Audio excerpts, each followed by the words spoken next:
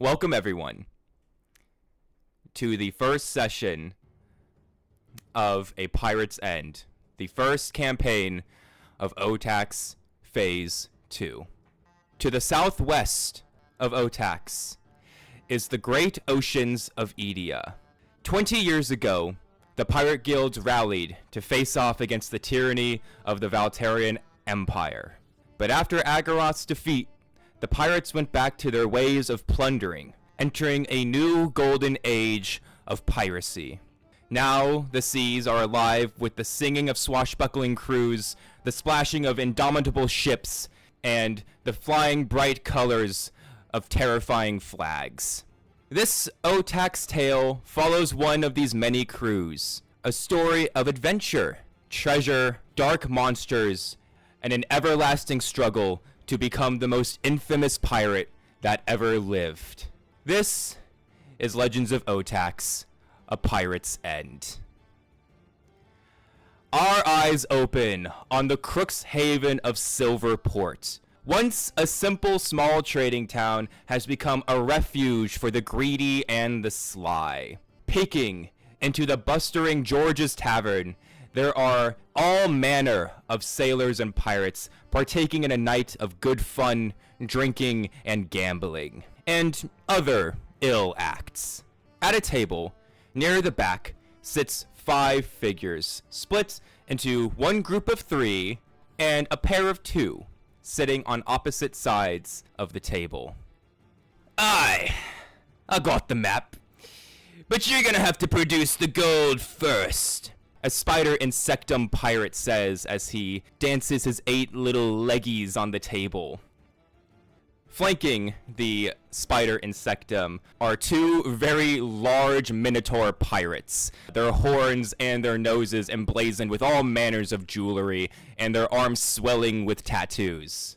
The camera pans over to the 2 figures sitting on the opposite side of the table. 2 very devious and sly looking demonoids.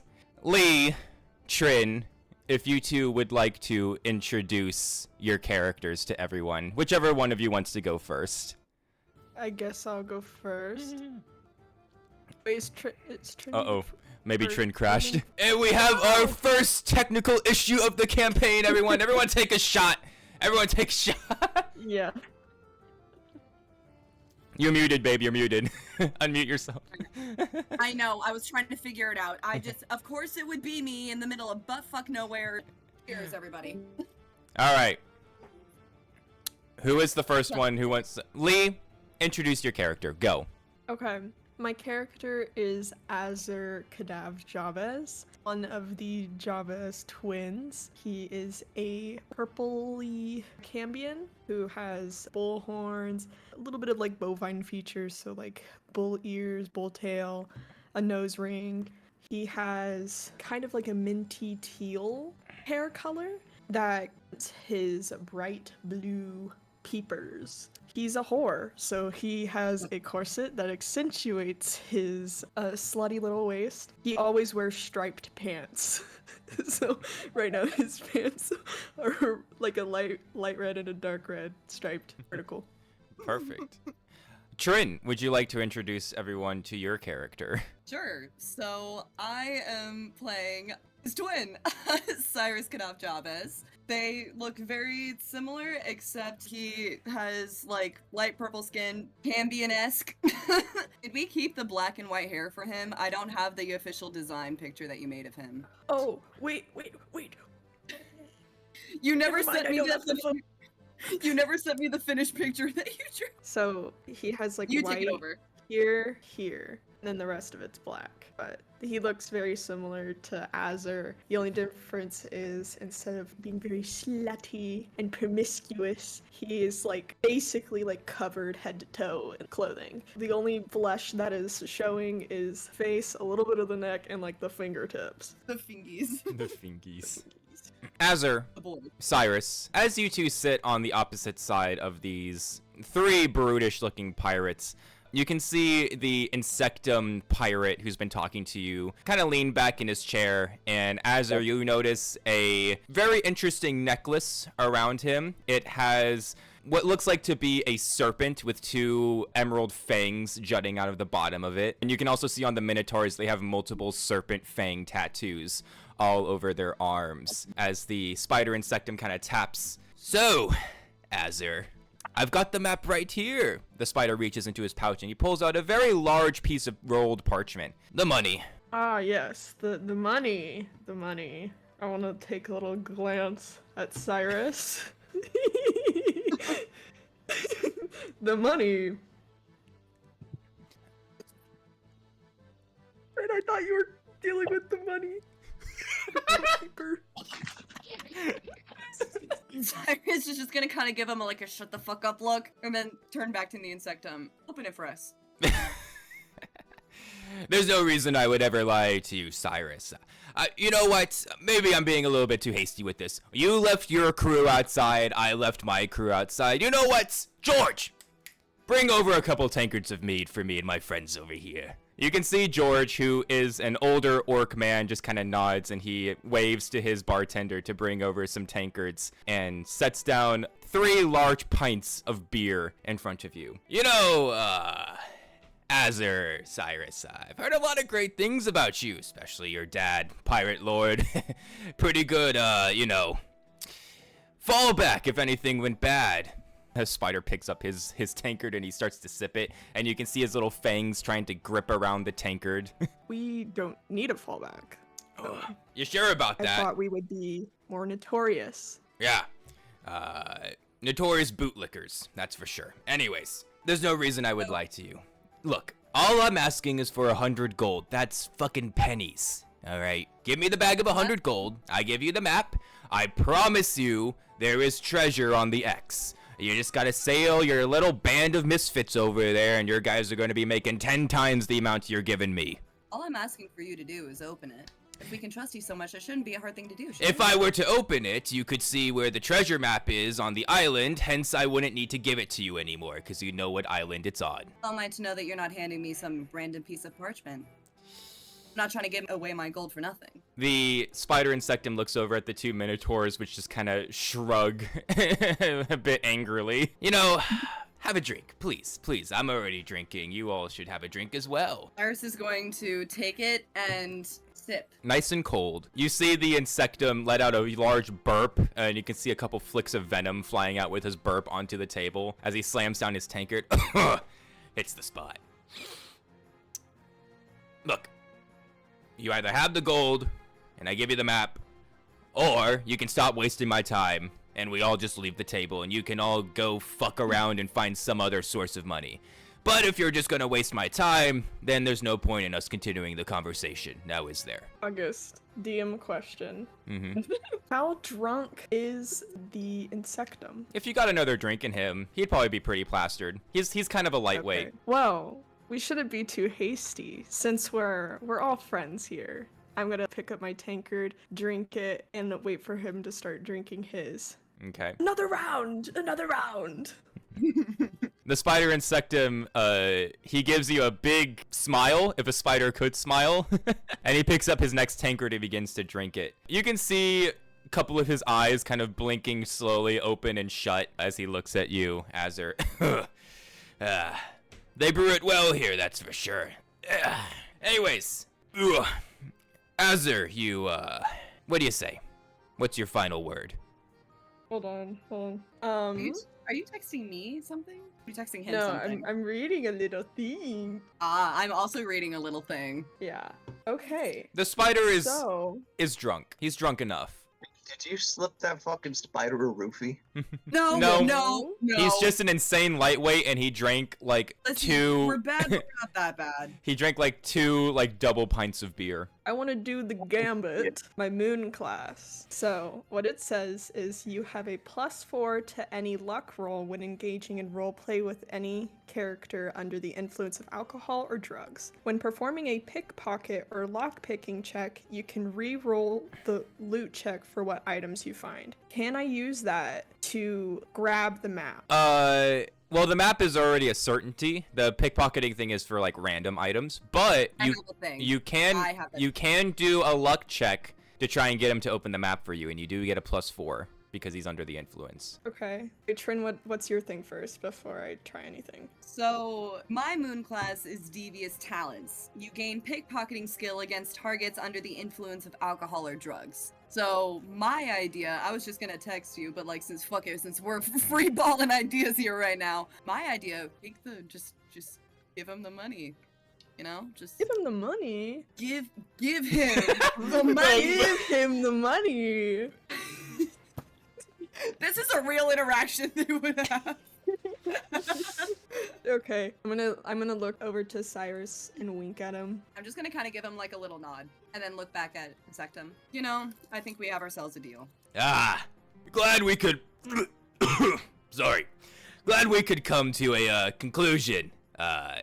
Captain Atlan loves good pirates that he can trust. So I'll take the gold. I hear it. I'm gonna slide the. All right. I'm assuming the little pouch that we have it in. You have a pouch of gold that you slide over to the Insectum, and he slowly gets up and reaches over to grab the gold. Anything you two would like to try? I'm assuming that it's actual gold, because that's the whole point, is that I'm gonna be trying to.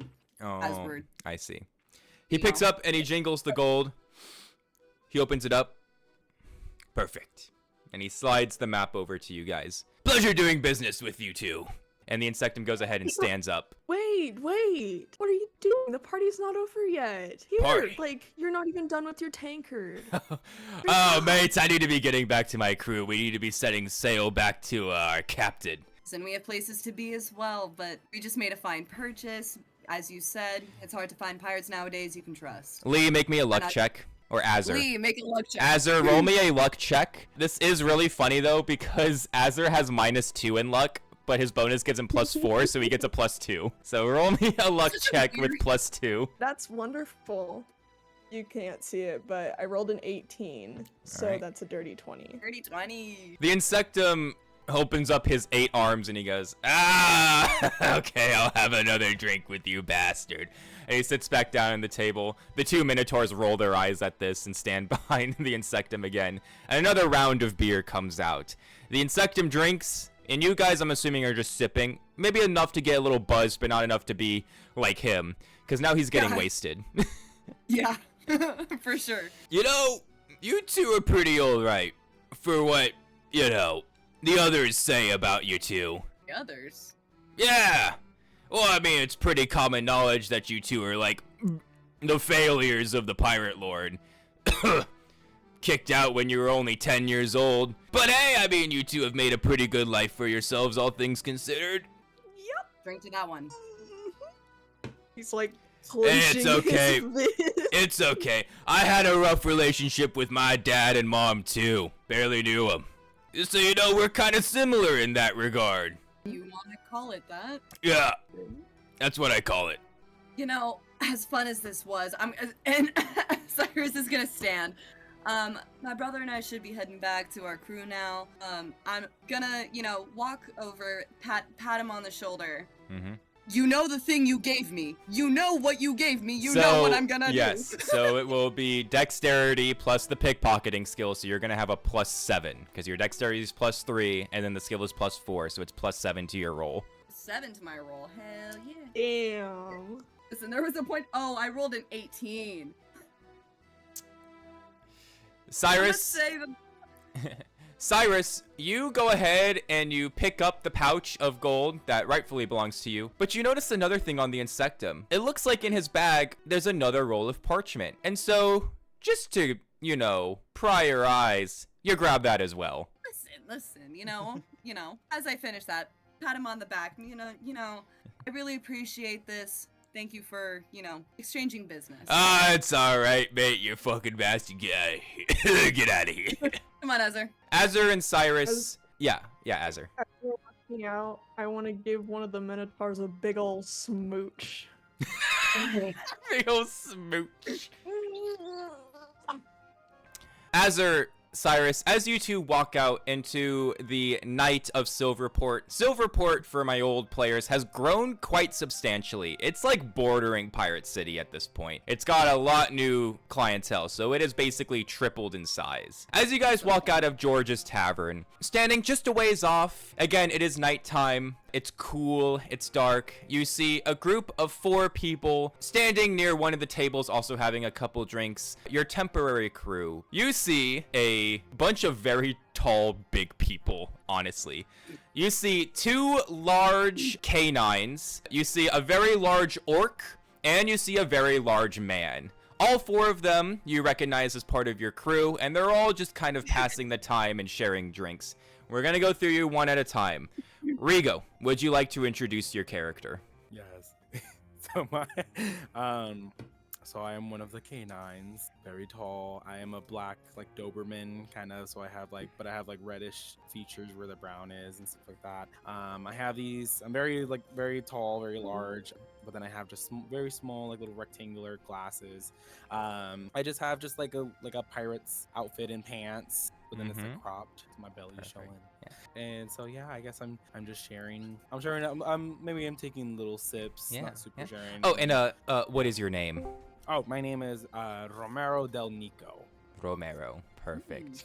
Next to Romero is another very large canine. She's just a little bit bigger than Romero, but not by much. Mason, would you like to introduce your character? Sure. So I'll be playing as Yama. Yama is a hyena humanoid. She's about 6'8". Wait, no, hold on, that's not right. Yes, 6'8", or was it 7'8"? 7'8", actually. And her. Damn. Yeah, Yama's tall, dude. Big muscle mummy.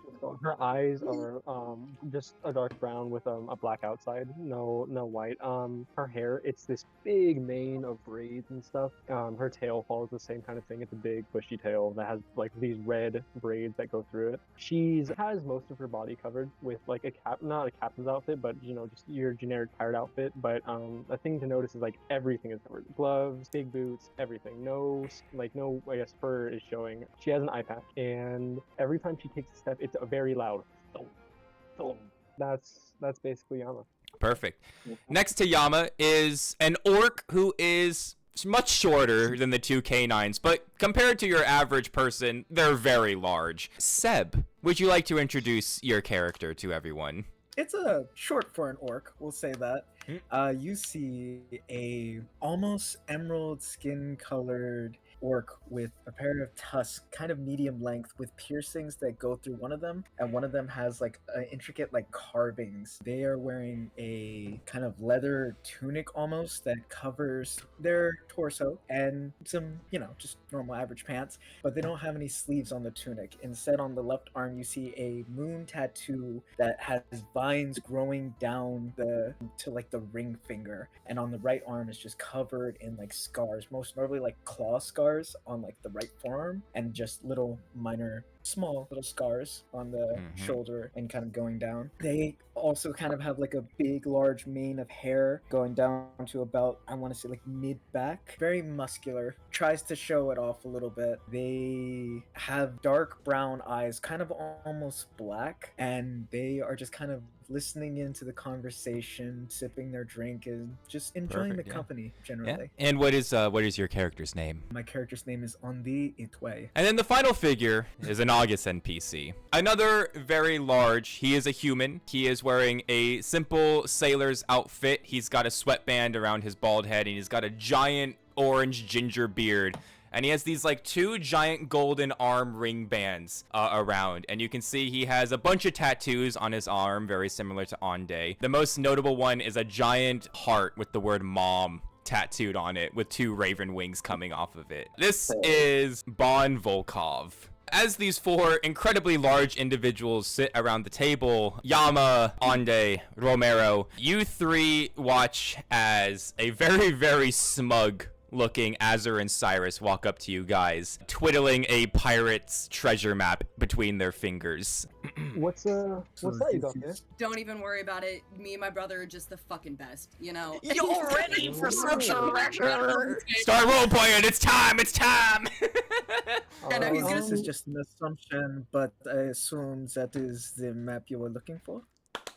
Not only that, he's gonna throw down the or not throat. He's gonna throw down the other scroll of paper, found something else, and gotta keep the gold. Fuck that dude. I don't know what he was thinking trying to steal 100 fucking gold from us. What's the other paper? It was in his bag. I mean, sure. All right. Do you want to open it up or? Sir, if you wouldn't mind doing the pleasure. Okay. What's the paper? Azur, you go ahead and you unfurl, firstly, the paper that Cyrus stole just because you're so excited. And as you slowly unroll the paper, you can see that it is a map of Edia. And you can see there are all the different pirate cities, pirate towns, a vast ocean full of adventure. And you can see from your guys' position, which is Silverport, a very poorly drawn line leading through all the different areas of Edia over to an island with an X on it near Cavern Isles. What a Draw it fine. today. Good job. Yeah, I'm gonna open up the other one. What is that one? Cyrus, as you go ahead and you open up the other map, right as that is happening, you hear the bar door fling open in anger as the three pirates walk out. And Cyrus, you fully unfurl the map to see a blank piece of paper with just the words, "fuck you," written on them in black ink. And as you do so, you hear the spider insectum shout, "You fucking bastards!" I think it's time to go. Yeah, that sounds like a Good time to run. Good time to run. I agree. Good time to run. Yeah, let's dip. Let's dip. He's got a few drinks in him. We can Oh, Bond goes ahead and raises his hand. The rest are at the ship. Let's go. I would recommend that. Let's dip. Is there like glass on the table? Yeah, there's a glass bottle. I grab a glass and I just throw it at someone. Can I follow up with it Bye. and can I just throw the rest of the table with him?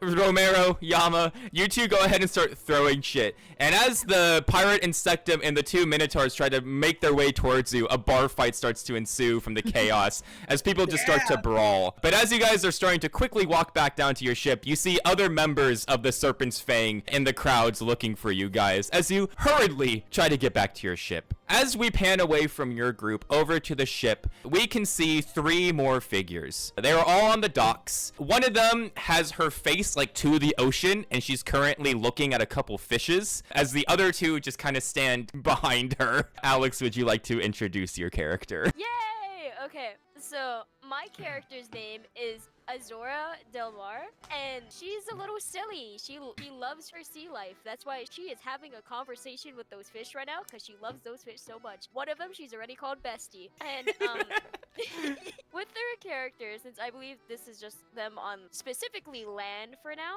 is what she's wearing is currently a tan blouse that goes to her, like how this shirt is, because I'm horrible at explaining things, and a dark brown corset with a pair of tight black pants and knee-high boots that are like dark browns. Her face is covered in freckles with her long blue hair that pretty much reaches to like under her ass, I think.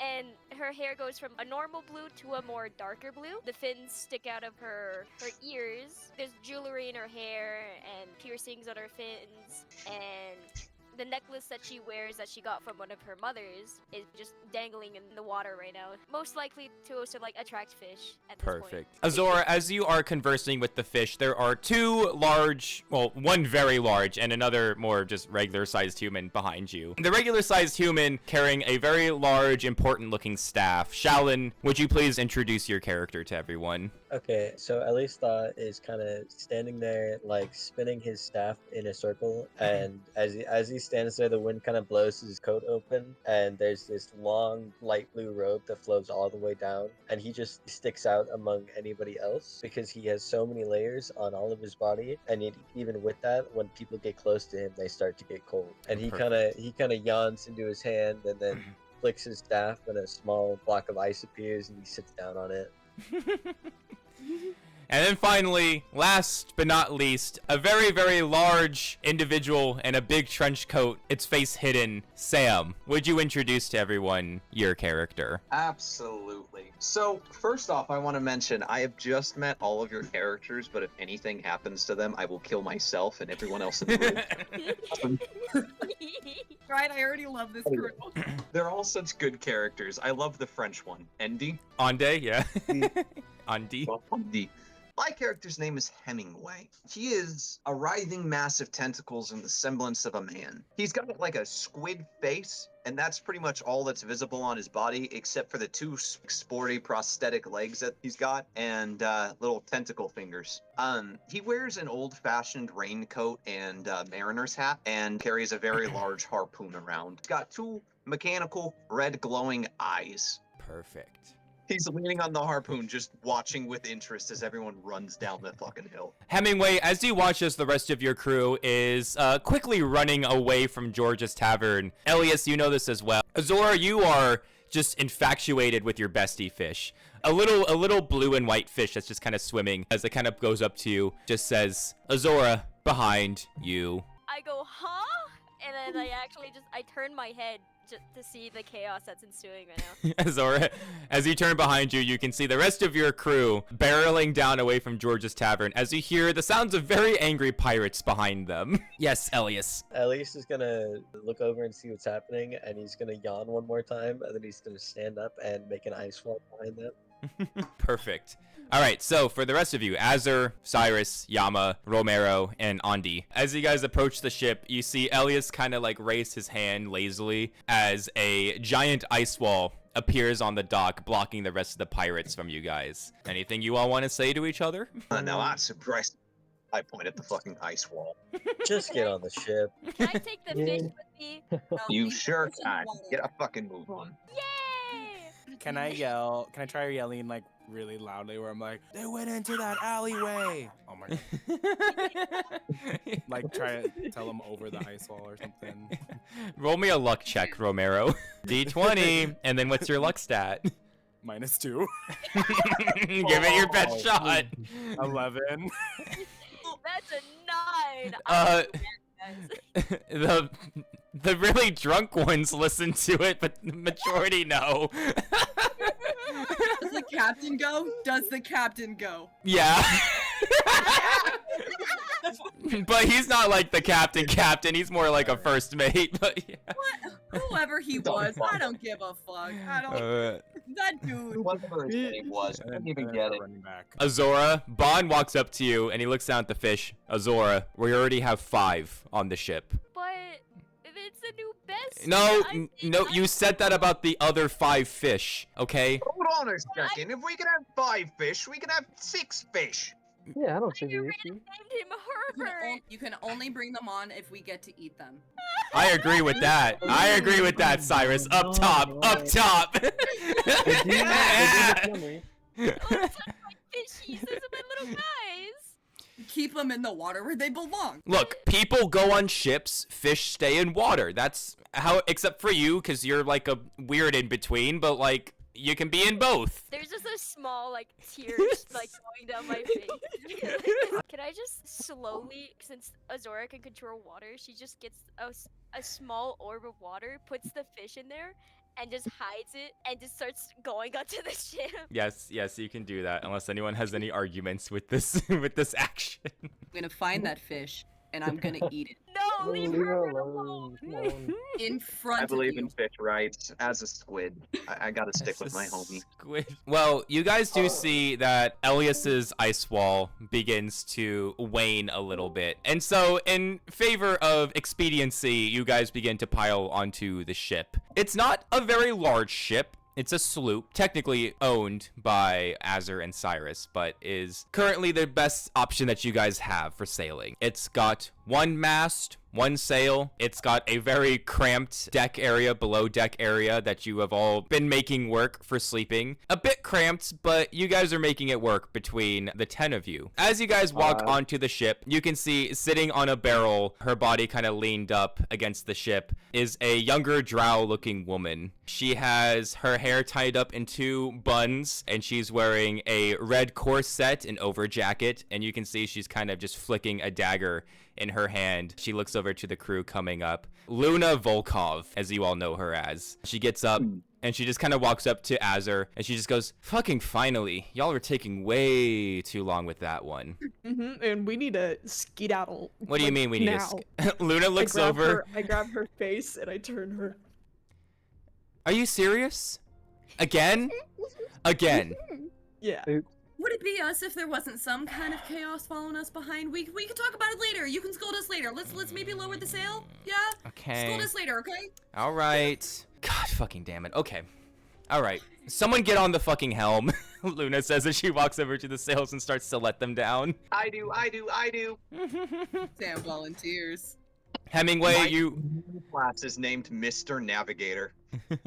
Hemingway, you walk up to the helm of the ship and you wrap your tentacles around it and begin to steer out of dock. Just as this happens, Elias, your ice wall finally comes down after a couple minutes, and you can see the pirates not like super aggressively, but very pissed off, kind of walking down the dock. And you can see the spider there as he points at you all and he says, "You fucks! We'll get ours in the end." Like off the ship, Cyrus and Azur. Yeah, that's right. Keep running, you fucks. We'll be catching up to you in a few days. Can I shoot at the captain? It's what, man? Yeah, do you want to throw a frostbolt at him? I'm gonna shoot a frostbolt at him. Yeah. All right, this will be our first, I guess, combat roll of the game. Elias. Elias, make me a attack roll. So yeah, go ahead and look at your frostbolt, and you can see that you can use either your dex or your intelligence modifier, and then you have a +2 because of your weapon proficiency in blunt and magic. So you're gonna get a +5. That's a 23 then. Yeah, you hit him. Elias, explains how you shoot a frostbolt at him. Elias jumps up onto the ship and climbs into the crow's nest as fast as he can, and then he looks back at him and sticks the staff straight out in front of him, and it fires out of the end. You guys watch as Elias launches a frostbolt at the spider. It hits the spider clean in the chest, and it sends him over the dock and into the water. And you can see the other pirates clambering to pull the poor bastard up onto the ship as he's sputtering. I'm pointing and laughing. And with that, you all begin to sail off on your ship into the dark waters of Edia. I go up to Hemingway and I'm like, do you mind if I help you navigate, if that's all right? Not at all. More the merrier. Here, put a hand on the wheel. He like All right, takes thank one you. tentacle and offers you half the wheel. Yama grabs it and she just starts like just navigating, just looking around, checking nearby islands and whatnot, trying to figure out where they are. The actual map says that the island that you guys are after is near Cavern Isles. It's about a day and a half of sailing from Silverport. Do you want to take navigator roll while I take helmsman roll? I get a +8 to sailing, which means if we run into like anything, I can just guide the ship out. But Yeah, you sure, of can course. tell us where to go. Yeah, of course. I have my +4 in tracking should help a lot. So Yep. yeah, absolutely. Yep. Absolutely. Perfect. If we ever have a crow's nest. Well, I will assume Yama and Hemingway are currently working the helm and the map. Let's see what the rest of our party is up to. I'm going to roll the mighty dice of fate. 1, 2, 3, 4, 5, 6. We're back to this. Azur, you're up first. Oh, dang. Azur, what are you doing on the ship? I'm gonna be like fucking with Luna. Luna, I would like tie her laces to the fucking like a broken nail on the ship. make me a dexterity check. Luna's gonna be so tired of our shit, bro. Yeah. He does have a +4 in dexterity, so that's pretty good. Okay, that's an 18 then. Yeah. Luna turns away from the helms as she finishes tying down the ropes, and she tries to move her left leg, and she's met with resistance and trips and falls onto the deck of the ship. Azur, you start laughing. Azur, as you're laughing,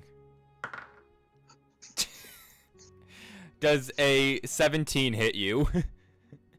What's your Probably. defense? I don't even. What's your defense? 16. 17 hits you. Take 1 point of blunt damage as Luna throws one of her daggers blunt end, and it hits you right in the cock. No. That's it.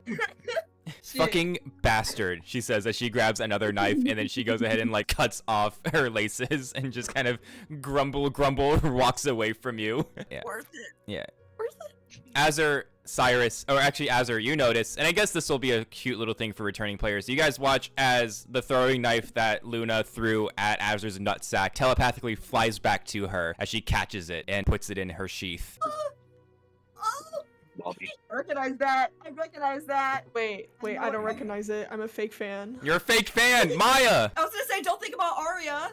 Oh, Her I'm throwing a daggers, bro. fool. I'm a fool. As you watch Luna walking away, you feel a big pat on your back as Bond goes ahead and picks you up, and he just kind of gives like a big belly laugh. She's gonna keep doing that to you if you keep fucking with her. One day, I think you won't be able to have kids. I'm not planning on it. I wink at Bond. Bond kind of gives a nod in agreement. Good job getting the map, though. You two pulled it off quite well, despite the whole, getting caught. But when do we not get caught? Of course, we are Kadav Jabases. Of course, we would be great at this. Ain't that the truth? Anyways, Azur, I was thinking, since this map's supposed to lead us to a pretty big score, I know that you and your brother are a little weird about it, but I've heard tale that there's a lot of high rollers in Scuttle Crab Bay currently. We could make some pretty good money. Obviously, I know that that place is a little weird for you guys, but if you're willing to take it, we could maybe even triple the cash that we're gonna make from this. I mean, I'm down if Cyrus is down. I can try and convince him. I know he's a little bit more hesitant on it than you. But, I mean, there's a bunch of real rich bastards, both from Alinor and Valteria. That's a lot of money. Lot of money. And we can buy in big with this treasure that we're gonna find. Next up on the chopping block. Hey, look at that! Cyrus is up next. Hey! No way. Cyrus, what are you doing on the ship? I don't know. Probably looking for that motherfucking fish. Okay, we can just combo you with Azora. Azora, where are you putting the fish? So, it would be really funny, but Azora just has a secret fish tank that's just in a secret area of the fucking This is a sloop. It's not a very large ship, so what There's no real secrets place are? behind this. She It's just a figured it drawer out. full of water. She figured it out, guys. She figured it out. She totally knows what she's putting the fish in there and just like, hey guys, how you doing? Cyrus, you walk down to the lower decks of the ship and you can see Azora looking in her small dresser that's currently filled with water as there are 6 fish in there blubbering around. Yeah, I don't think that's really healthy for him. I'm trying my best, okay? I could put them in the water and hold the water in my hands, and then they have more places to be surrounded. Not necessarily, because it's still the same amount of water. You could just put them back in the ocean. I feel like they'd be happier with oral food She just lifts and up. sunlight. She just lifts up like Peter from the fish tank. But look at Peter. Doesn't he look so happy? It's just a fucking fish swimming around in the water. Peter turns to Azora and he just tells you, I've been trapped. I've been trapped for a week in this fucking drawer. Please let me go! Please! I haven't seen my family in months! I'm sorry, little buddy. Why won't you let me go, Siren? The tales that they say about your kind are true. Sea witches of the ocean that tempt the innocent. Don't worry, little buddy. Whenever I'm able to, I'll get you a new home. Oh god. You'll get a good tank one day. He doesn't look happy. He looks like dinner. So I'm gonna say that we either figure this out, because I really don't want to be taking on water on a ship that's not supposed to take on. She just Water. slowly turns her head, completely dead face, staring at Cyrus, like. Eat the motherfucking fish. Put him back. He's gonna walk away. The fish speaks. Jeremy speaks again and he goes, dinner. Oh yeah, we had dinner. Poor Jeremy. He didn't make it long. Azora, you look in the back of the fucking drawer and there's a ripped apart fish in the back. At the other side. As someone who works with fish, this is breaking my heart. Who ate Jeremy? All of us. We were hungry. You haven't fed us in 3 days. Oh, I'm God. working on it. Fine. You're all going back into the ocean because you're all morons. She specifically just picks up the drawer and just dumps it out into the ocean. Morons, all the fish say. As they push up their heads. You're the bitch who kidnapped all of us. One day I'll find my little buddies that will actually be my besties. Azora, as the ship sails away from your past fish friends, you hear them talking amongst themselves. So, how long of a swim is it back to home? About 2 weeks. All right, let's get a move on. The fish dip back under the water.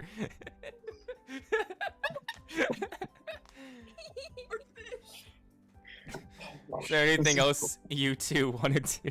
Look at what you I've want. walked away. I've walked away from this madness. All right, I'll roll the dice and see who's next. Yama. What are you doing, Yama? I'm just navigating right now. Question: do we know much about each other, or are we just? Is it You completely guys new have been ground? working together for maybe like 2 weeks. You guys came together for this treasure map to get a bunch of cash. So you guys don't know each other that well. I turned to Hemingway and I'm like, so tell me about your eyes. They look rather intriguing. They seem to be mechanical, yeah? Oh, right, yeah. He like flexes his tentacles. It's quite clearly made out of some sort of like leather material. Mostly mechanical, actually. But don't Really? worry, I can get wet. I can go in the water just fine, actually. I can't. I'll sink to the bottom of the ocean like that. Well, I'd swim after you. You seem like a good enough sort. May as well get Can my you- raincoat wet. Can you lift around 600 pounds? August. Probably. I mean, you're a robot. I mean, yeah. Oh, yeah. How do we calculate carry weight? Because he was also pretty fucking strong. Yeah, I haven't assigned carry weight. You know what? I'll say Hemingway could probably lift Yama up, but it wouldn't be easy. He'd be sweating oil by the end of it. He just like looks you up and down and says, I could manage, I'm sure. Probably. Hopefully. Don't I go see. overboard. Well, I'm trust me, I'll try not to. I was just interested. She lifts up her eye patch, and you can see just a golden orb for an eye and a scar that goes to where the eye patch is covering. She gives you a little wink, and she puts it back, and she's like, "Eyes tell lots of stories." He just stares at the eye patch and says, "What? Why would you ever cover that? That's fucking awesome!" Because we're pirates, and if there's anything pirates love more than grog, it's gold. There's a dividing line in pirates. We stand and we fight, but if something looks tough enough, we're not gonna fight, we're gonna beat it. That scar is giving tough a fucking enough. She stands there for a moment, looking off into the distance, thinking about what he said, and she's like, "You know, maybe you're right." And she grabs her eye patch, rips it off, and then stuffs it in her pocket. Yama and Hemingway besties. Freedom at the open sea, doesn't it feel right? Proper, even. Maybe I should. She takes off her glove for her left hand, and her hand is completely degloved, and it's just a golden skeleton. She quickly puts it back on, and she's like, "Maybe one day I'll take my gloves off permanently." We need you to get one of them shirts from the fruity one. One of them Maybe- cropped ones. Maybe, just maybe. I don't know. I mean, I'm fucking feel dying. like- I want to clarify. I am sleeping with a man. Yama looks at him and she's Anyway. like, maybe, I don't know. Vernon didn't really care about those kind of things, and neither did I really. So, I mean, maybe if I want to try a new outfit, but for now, I'll just stick with what I have on. Fair enough. More power to you. That's gnarly scars. Where'd those come from? Can't imagine you got that from a cooking. One day I'll let you know, but for now, we'll just leave it here, alright? Mystery it shall be then. He like tips his little rain cap. She gives you, she actually winks with her golden eye in response, and then goes back to just looking out into the distance. Cute. Love it. Already got a friendship going. All right, next up on the chopping block. I'm gonna count that as Hemingway's as well, because that was a very nice little interaction. Elias Thal, you are up. What are you doing on the ship? So Elliot is walking across the ship with his notebook in his hand, and then he looks back and he runs up to the helm, Mm-hmm. and he stands there and he looks down at the map for a second and like looks at a compass that's tied to his wrist, and just makes sure that everything's going the right way, and then he just walks away. Evening to you too, weird one. He throws a hand up as you say that, but he doesn't turn around. I love Shallen's strong silent type characters. They're so fun. Yeah. He plays them so well. All right, Elias, is there anything else you want to do, or are you content with just checking everything's all right? He climbs up to the crow's nest after that, kind of leans back over the edge for a second. Okay, cool. Next up, we got 2 more left. Let's see which one's it's gonna be. It's Romero. Romero, what are you doing on the ship? I was thinking I was around the front, Mm-hmm. like the front side, and I have my telescope, and I'm just like looking, and I'm just looking off islands or whatever I can see. Yeah, no, it's mainly clear ocean right now. You see like one really tiny island off in the distance, but it's nothing to pique your interest. And as you are looking through the telescope, you hear a very disgruntled Luna walking up behind you as she's just like, fucking stupid Azur, bastard fucking idiot. And she walks up next to you, Romero, and she just goes, what are you looking at? There's a little just Peepsqueak Island and very more. That's very fancy spyglass you got there. It's actually a very fancy everything you got. I kept noticing that about you. You come from royalty or something?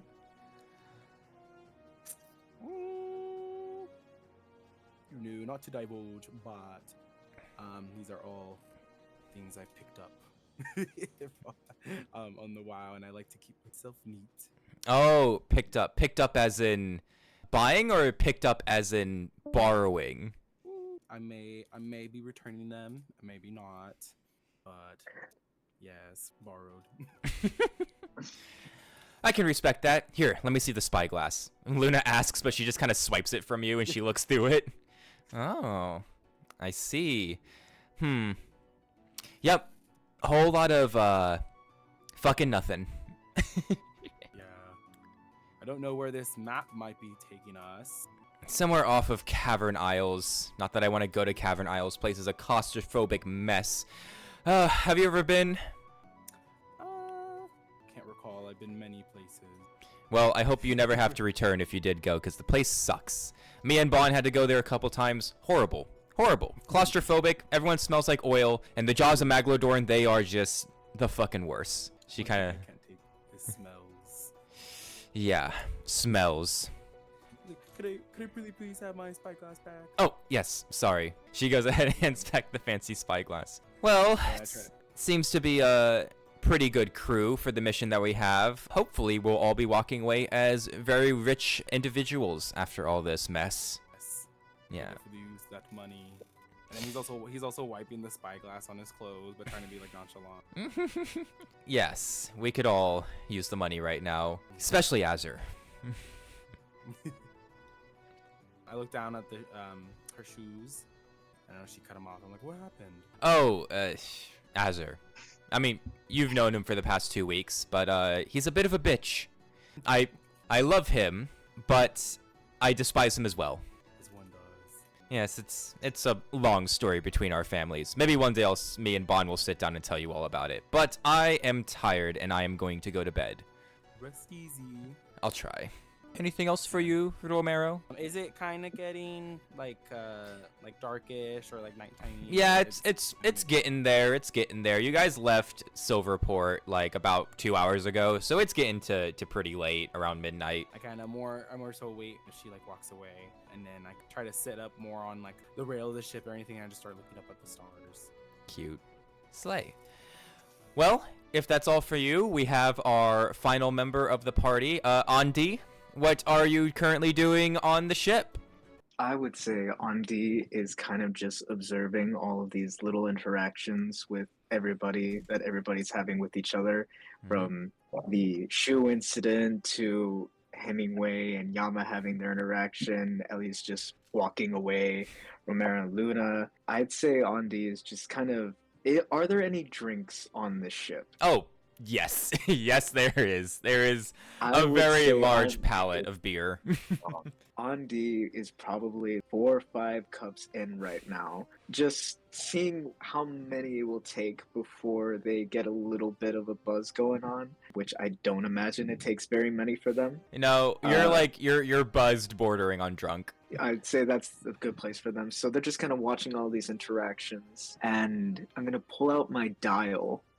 Right now, what's the... Well, actually, it's a very nice, beautiful night out, crescent moon. The moonlight feels great against you. It's almost warming in a way. But your moon dial, it's not glowing or anything. So for right now, all is well. Another nice, relaxing night. For now. I think Andi would probably try and find Bon.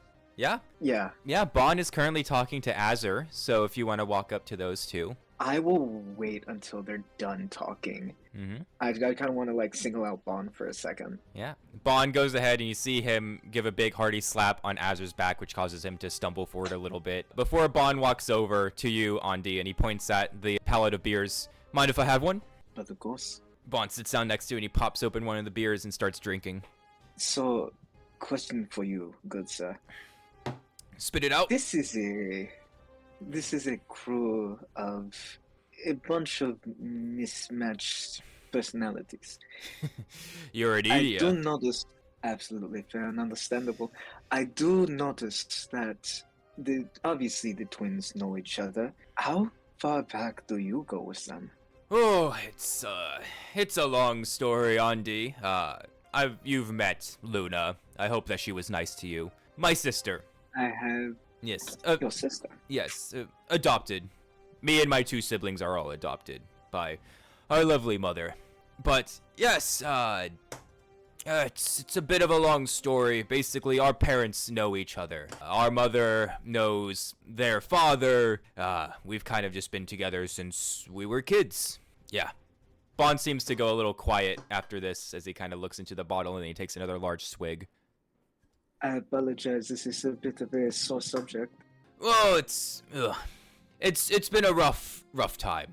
Mom was gone for a little bit, and the twins, they had something happen with their mother. It was a big mess, but we're all still here now, and well, we've got each other. It's kind of one of the reasons why we've stuck together, 4 of us. But of course, a found family is such a beautiful painting, especially when your actual family is miles and miles away. Yeah, haven't actually seen my mom in about 10 years? 9. It's been 9 or 10 years. It's been fine. She's doing other things, but I do miss her. Can I let you in on a secret? Of course, I love secrets. It is not so much secret. I just like to make pretenses. I have not seen my mother in... I forget how many years it has been now. Is that so? I have deep feelings as to what she and my father may be up to, but it feels better in a way to know that you are knowing yourself and will eventually show them a different person. A person maybe you would want them to see. Self-improvement. It's always something a parent hopes for in their child. It's for sure. Self-improvement, yes, but also self-discovery. That's- Adventure. The high seas, which we are on. No better place to explore, adventure, and broaden one's mind than Edia. You can find everything here. When I say everything, I do mean everything. You'll find a couple ill bastards like the ones back at Silverport, and then you may find glory the next day. Well, and I'll hold up my cup to Bond. Let us hope for another night of glory. Another day alive, and tomorrow, adventure. And he Tomorrow, clinks adventure. with you, and you both drink. Unless anyone else has anything to say on this night. If not, yes, Elias. Elias kind of rolls up his sleeve a little farther and looks down at an identical watch just sitting right next to his compass on his wrist. And then he walks down and unties one of the beds from one of the... What the fuck are they called? Hammocks? Yes. He goes down and unties one of the hammocks and runs up and ties it down to one of the planks that the mast is connected to. As he gets down onto it, the ropes kind of freeze and he stops swinging and he pulls his mask over his face. Awesome. Elias is now asleep. One by one, you guys begin to trickle off to your spot to get some rest. Hemingway, with his interesting nature, does not need sleep, and so the great squid man takes it upon himself to steer the ship safely throughout the night, as we all begin to bleed into the next day. This merry band of pirates sail for about 2 days on the high waters of Edia. All is relatively well. The weather is treating you all nice. Not a storm or a giant tide to knock you off your path. And the occasional ship that you do have has no real interest in trying any beef with you guys. Hemingway is making great time as you all sail closer and closer to Cavern Isles, passing the giant pirate city by a couple miles. And eventually, Romero, through your fancy spyglass, you do see off in the distance the island that is marked on the map. Oh, I believe that's the island. Oh.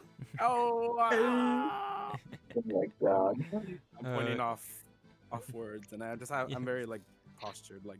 Yes, perfect posture. Yama, Elias, you two are on the helm with Hemingway, and you guys look at the map, and sure enough, that does look to be the island that you are all seeking. With this, Bond stomps his feet on the lower deck, waking all you bastards down below, and shouts, "Oi! We found it! Get your asses up here!" One day I'll be able to sleep in. One day.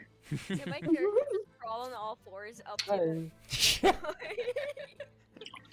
As everyone piles onto the top deck of the ship and you guys approach the island, it comes into clear view. It's a rather large piece of land filled with swaying palm trees and thick bushes, and you guys see large planks of wood and rope that were built on top the ruins of a Sunkeeper temple. An old pirate hideout, a massive one at that.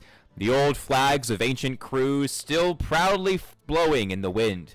But despite this place's impressive size and location, it is seemingly abandoned. Hemingway, as you drift the sloop closer and closer to the island, the rest of the crew can see that there is not a lick of life on the island besides the occasional wild boar, seagull, or crab dancing around in the sand. Oh, no little buddy.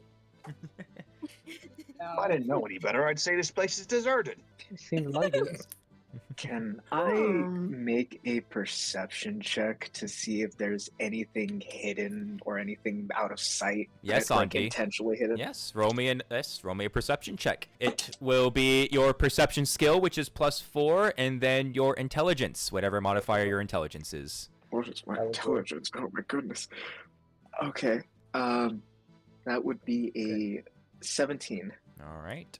Andi, as you peer off at the island, you can see that the actual hideout is rather old. You can see moss, cracked, wet wood, all that stuff. But despite its age, it's still relatively together. There's not any major collapsed parts of this major hideout.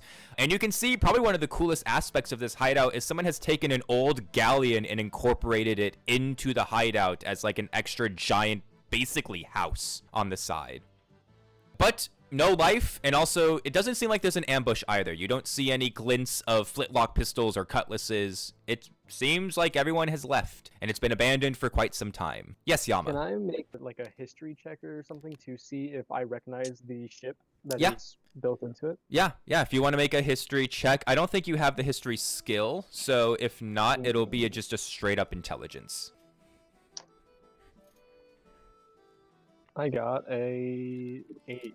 8. Awesome. It- Yeah. Well, the galleon that you see, it's been so worn and modified with the rest of the hideout, it doesn't strike you as any of the current pirate guilds. You know that for sure. In fact, all of the flags that are currently flying on this pirate hideout match none of the current pirate guilds. No Black Suns, no Jaws of Maglador, no Crimson Brawlers, none of it. It is an ancient place, if anything. Alright. I looked at Hemingway, I'm like, well, it doesn't seem like anybody we know was here before. If anything, I can't even name who these people were. Huh. That's neat. I wonder if they let any good shit. Well, Let's go hopefully the find X out, marks shall we? that, Bond says. Yes, Elias, what do you have? Can I make a survival check to see if there's any like useful or valuable plants around us? Yeah, make me a survival check. And then my class gives me I always have advantage. on Yep, you always have survival checks. advantage. Yep, always have advantage on survival checks. And then it's a +4 and what modifier? +4, and then also your intelligence. 18. 18. Hemingway, as you drift the sloop... Hello! Hi, Jade!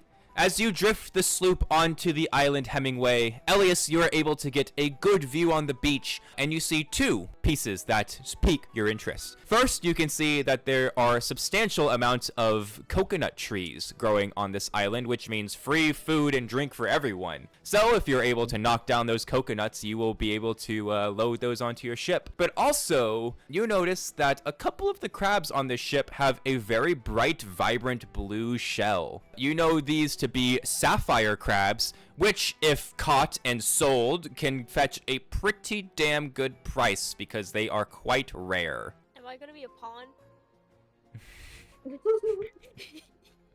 So do with that what you will, Elias. Rich and expensive sapphire crabs on this beach and a lot of coconuts. Okay, I'm gonna walk up to Azora, and I'm gonna point out some of the crabs, and I'm like, they're really expensive. We'll let you keep those on the ship if we can sell them when we're back to port. What do you mean sell them? I mean, like, yeah, I mean, like, people want their own pets, right? What? I can help people make besties with with crabs. Yeah, just like wrap them in some water, bring them up onto the ship. Okay. She just like jumps off of the fucking ship into the she slams into the ocean. She just full on slams into the ocean and then crawls on the land because she's currently fucking siren. Azora, actually this is kind of interesting. Hemingway, you're not quite to the island yet, and you guys watch as Azora just jumps off the ship into the ocean. And as she does so, you guys watch as her lower half instantly changes into that of a mermaid's fin the minute she hits the water, and she just bolts towards the island at rapidly fast speeds, beating Hemingway's docking as Azora just leaps out of the water, her lower fishy half turning back into a human's as she lands on the island. Dripping wet, and quickly, the water just kind of leaves her body, like incredibly fast. Also, Azora, I need to ask for context, where are you keeping the seawater on your body? How are you storing it? It's gonna be on the hip in a bottle. Because how she's doing it, that's also how she uses her water bending abilities. Katara coded. Yeah. Azora, you walk up to 3 of the sapphire crabs and they turn to you and they just like snap their claws and they just go pinch, pinch, pinch, pinch, pinch, pinch, pinch, away, pinch, away, pinch. She just starts saying pinch back. She's just like pinch, pinch, pinch, pinch. 2 of the crabs look at each other. Strange fish talk. Pinch it, pinch it, pinch it, pinch it, pinch it. The 3 crabs start scurrying towards you, Azora. She just panics and then has like water come out of the fucking bottle thing, and then she just sweeps them all into the water orb. Just like, Captured, captured, captured, no, captured, captured, pinch, pinch, captured. We are captured, brother, brother, we are captured, pinch. Brother, I know not what fate has in hold for us. All I know is I must pinch. Pinch! Brother, I am terrified, pinch! I'm sorry, There is no guys. I'll fate. give you the rest of Jeremy. Elias, you watch, Elias, you go ahead and hop off the ship as Hemingway docks to see Azora holding 3 sapphire crabs in a little ball of blue. You do not know that they're telling her, pinch, pinch, pinch, brother, pinch. Elias just like unscrews one of the empty barrels and he's like, just right in here. Okay, don't let them out, or I think they'll slaughter a whole family of 5. I'll put that lid on top. Pinch, pinch! Our great dynasty will know of this sea witch! You will rue the day you messed with the Sapphire Empire! And then the lid is put on top of the sapphire crabs. I want that noted that we have a vendetta against some fucking crabs. What? Obsession, bro. We're already making enemies. Enemies of the crabs. I swear to God, if this never comes up again, I am going to make a campaign around it. That's so real. Azora just kneels down and just hugs her knees and be like, I just want to become friends with the fishies, guys. That's all I want. It's so much to ask for. As this happens, Azora, you feel a pat on the side of your boot, and you turn to see a normal red crab, and it's looking up at you. Are you a little guy? Thank you for getting rid of those guys. They were fucking assholes.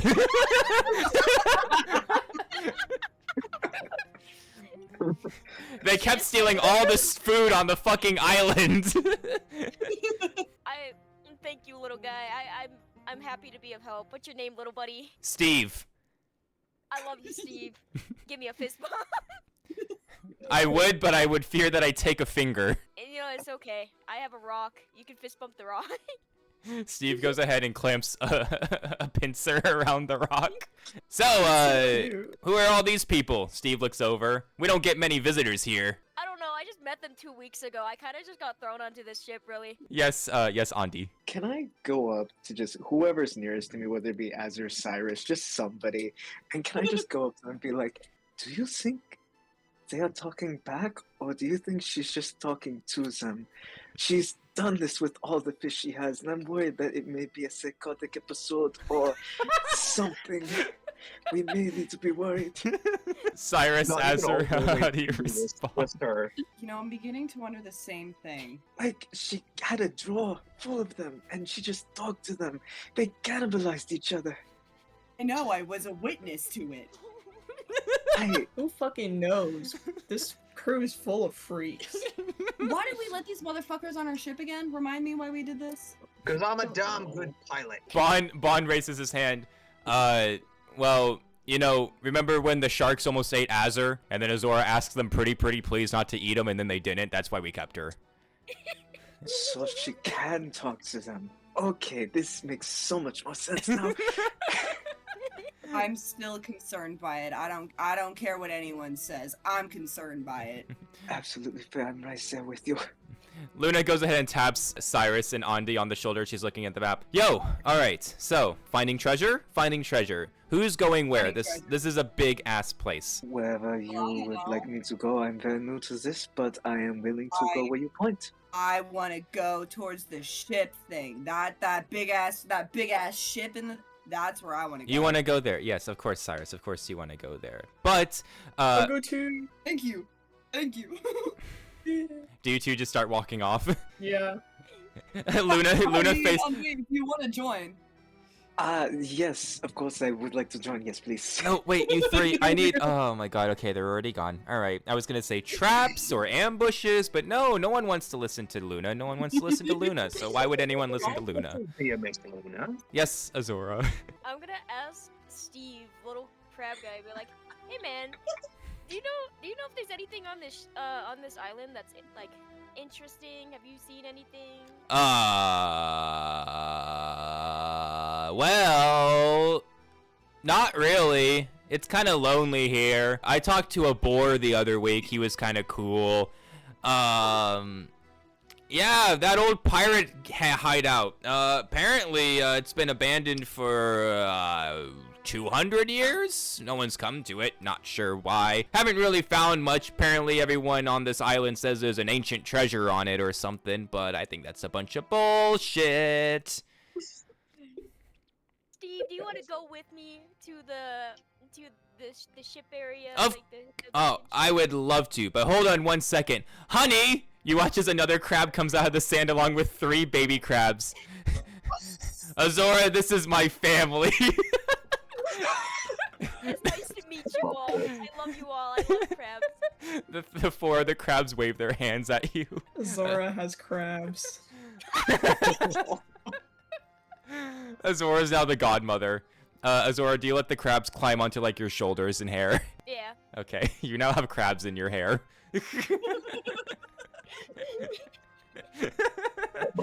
This is awesome. They're the fun kind? Yes. They're little guys. These are just fun little crabs. Not the other thing that's much worse. Okay, I have 2 hands up. We're gonna do Yama first, and then we'll get to Romero. Do I notice the crabs in Azora's hair? Yes, you do. It's pretty obvious. Can I go up to her, grab one of the baby crabs, and go, "Oh, did you get snacks for all of us? Thank you." And like, I'm about to eat it. Yama's about to eat one of these. Sorry? Is there something else? You watch as Azora, you hear the two crab parents, and they yell, the giant's gonna eat our baby!" Leave that baby alone. That's a family. That has a family. We don't want to get rid of a son. Do you know what that will do to this family? Do you know the damage you will do? At least walks up on this and just like bops Yama on the back of the head with the staff. Bonk. You know, you hear like a thud, you hear a clink, and Yama turns around like, "I was just hungry, sorry." Jesus. She puts the crab back into the hair, pats it, and then like backs away. She immediately just goes back to being happy. He's like, "Yay! Crabs are all happy now." The 2 crabs walk up to the baby crab. "Timothy, are you okay?" "The large hyena woman, she was gonna eat me." "She's not gonna eat you, Timothy. It'll be alright as long as we're with the nice siren girl."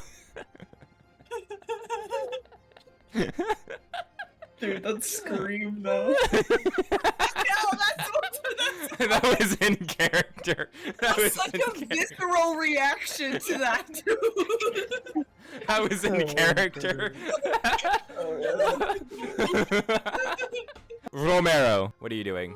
I've just been staring for a bit, and I kind of turn back, and then I'm trying to see what are the notable like things on the island, like the... Yes. So we have Azora, Yama, Elias, and Hemingway, crabs, and then the rest of the party is wandering off towards the actual hideout. The most major things about the hideout is it's rather large. The island itself is pretty big. It's kind of crazy how this place is seemingly abandoned, but there's like a giant galleon built into the hideout, and then there's also just tons of towers and smaller homes and makeshift walls. I mean, it's built on the ruins of a Sunkeeper fortress or a Sunkeeper temple, so you can see aspects of like this ancient civilization underneath the crudely built pirate stuff.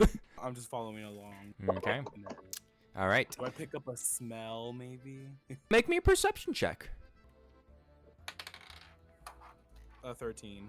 13. No out of ordinary smells, just the smell of sea salt and fresh wind and rotting wood. I just follow along the corridor. Cool. Elias. Elias is gonna pull out his notebook and he's gonna start like jotting down his path and like starting to map the island. Okay, perfect. Yeah. You're starting to make a very crude, rough outline of the island. Let's start off with the twins, Andi and begrudgingly Luna, as the four of you walk towards the hideout. There is a very, very large open entrance, no doors or anything, so you guys just kind of walk in, and it is a little pirate sanctuary. You can see there's like a smaller lake in the middle of the island. Pretty small, it's not large or anything. And you can see that there's tons of old makeshift houses and little towers all around holding God knows what. Again, all rather old. Cracking wood, seaweed, barnacles growing on them. Not a lick of life outside of you and some wild animals. So, where exactly on the map does it say we are going?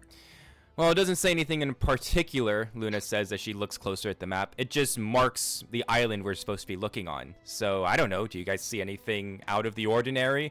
Maybe a giant sign that says, treasure here, in giant red paint on a sign? Luna, don't be silly. Like, it's ever been that easy. I will hit you, Azur. Do it. I dare you. Oh no. Does a 19 hit? Hold on. No, let it happen. Let it happen. Letting it happen. Does a 19 take another point of damage as Luna smashes another blunt end of her dagger into the back of your head? I'm gonna lean over to Cyrus and be like, so she just likes to hit him. Oh, he deserves it. I love him. He's my brother, but he fucking deserves it sometimes. At this point, I think the first character death is just gonna be Azure getting beaten the My Luna. Yeah. He's already at 10 HP. Yeah. I can't. Oh man. I hope we don't have combat this session. No, we don't. There's no combat this session. That'll be next session. Shame. Yes, Yama. Can I make a can I use my golden senses to try to see if I notice anything like Go for it. Make me an investigation check with a +4 because you're using golden senses plus your intelligence. No, gotta use my investigation dice. Oh, well, God, I got a 10. 10. Yama, you're not seeing anything too spectacular. You guys kind of follow the rest of the group into the pirate hideout. Yama, the only thing that you really notice is that near the back, kind of next to where the galleon room is, there does look to be a cave entrance, but that's about all I'm gonna give you. I look at the party and go, hey, there's a cave entrance over there. If y'all want to go check it out, maybe that leads somewhere. Hemingway, did you have a thing? I just wanted to ask if anyone took Hemingway with them, or is he still on the ship? I think Yama would have been like, Hemingway. Oh, come on, yeah. he's good." Okay, perfect. Gotta bring little buddy. Yeah, we gotta bring our Wow. squid boy. He's like 6 foot something. Dude. That's crazy, Lee. Yes, Azora. I asked Steve if there's any. Since Yama has pointed out the cave, he'd be like, "Hey, buddy, is there anything up with that? Oh! Cave right there?" Yeah, I've been in there a couple times. Really boring. It's just like this giant stone door. Never seen it open. No one's ever opened it. You may want to go check it out though, but that's about all that's down there. How big is that stone door? Maybe like 2 of you stacked on top of each other. Maybe 2.5. 2.5? I don't know numbers, but I'll figure it out. I don't know numbers either. I'm a crab. Well, thank you, Steve. Let's go to I the love cave, this. guys. Does everyone want to go to the cave, or do some of you want to hang back and explore the rest of the hideout? I'll go into the we're cave. we're in the hideout, bro. We are in Okay, the yeah. hideout. How about we just have Azora's group, which is Azora, Hemingway, Elias, and Yama, explore the cave while the rest of you explore the hideout. Does that sound good? All right. Where's Cool. Let's start off with the cave group. You guys Minecraft Steve it as you walk down into the cave entrance. It gets a lot cooler as you guys retreat from the sun, and you descend about 3 minutes. It's not super deep until you come to a very deep, dark cavern. As you guys approach, you can see there are some old pirate things down there. There's some old barrels full of rotting who God knows what. Some old boxes filled with some very old rusty cannonballs. Not good enough to shoot anymore. They're cracking and rusting, so you probably don't want to put them in your cannons. And, like Steve said, a giant stone door. It is round, and it seems to be, it almost looks like it's carved from the same rock as the actual earth that this cave is made out of. And on this giant circular stone door, you can see that there are 3 symbols. One is a large chain on the left. Second, in the middle, is a grand pirate ship. And third, on the right, looks to be some kind of giant squid octopus monster mixed with a crustacean. Yes, Azora. Would this be considered like history in Adia? Yes, it would be. Mm-hmm. Can I roll for that? Yep, make me an Edia roll. It'll be that bonus plus your intelligence. You have an India skill? Yeah, I have history in Idia, which is +4, but my intelligence is a -2. So you get a plus that's two. +2. Let's I roll fucking go. I roll a d20, right? Yes, D20 plus 2. I got a 5. Azora, you've never seen this shit before. You're like, wow, pretty door. Dude, I like the quacking thingy. I like the octopus. Yes, Yama. Can I go to the door and like knock on it, see if it's hollow on the other side, see if there's any like Given your special skeletal structure, you give a very big, hearty pound onto the stone door, and it is very thick, but you do hear emptiness on the other side, which means there is something on the other side of the door, but it's a fucking thick door. Who's opening it? I turn to the party I'm with, and I'm like, should I try to break into this? You think I could probably break in with my anchor? She holds up her anchor on her shoulder. Have we tried just opening it yet? No, why? It's a lot more fun to break things. I mean, if you're so inclined, door's right there. Anchor's away, my friend. Yeah. Yama, make me a strength check. That's a... I'm not opposed to a broken that's door. a 19. 19. Yama, alright, all of you take a step back as this giant hyena girl spins her giant anchor around. And like the giant muscle mommy that she is, she slams the anchor into the stone door. Now, if this was any normal stone door, Yama would have smashed through it easily. But as her anchor makes contact with the door, this blue shield suddenly appears in front of it, deflecting the anchor, and not even a dent as it slams back towards her. How's your hands, darling? That must have fucking hurt. Yama is like the vibrations going. Yeah. I'm alright. Quick question, August. Actually, I have an item called the nymph toxin. Can it be used to dispel magical things in general, or does it have to be a magical target? It has to be a living magical target. It doesn't work on unmagical living things. Yes, Elias. One more time, what did you say the symbols on the door were? The symbols on the door. On the left was a symbol of chains. In the middle was the symbol of a grand pirate ship. And finally, on the right was the symbol of a large squid crustacean monster. I say let's come back to the cave crew in just a second. We're going to switch over to the other group who are currently exploring the hideout. So, Azur, Cyrus, Andi, and Romero, what are you four doing in the hideout? I'm looking for booty. Duh. Kawaii with that one. Is there like a main desk or like a main like I don't know how pirate hideouts look like. Is Well, there the a main most table, maybe? the most important place definitely looks like to be the galleon room. Basically, house made out of a giant deserted galleon. So if you want to go check out that, that's like the biggest centerpiece. Is that where they are, or that's they're in the cave, right? So half of your group's in the cave. Yama, Hemingway, and Elias are in the cave. Everyone else is just kind of exploring the actual hideout. So if you want to, you can go to the galleon, and if the rest of your group wants to go with you. Oh, and also Azor is in the cave. Yeah, Azor is also in the cave. I'd start like being intrigued by the galleon. Oh, I'm so sorry. A galleon is a giant ship. Yeah, yep. It's one of the larger ships. Yep. I've been scared to ask. It's a big ship.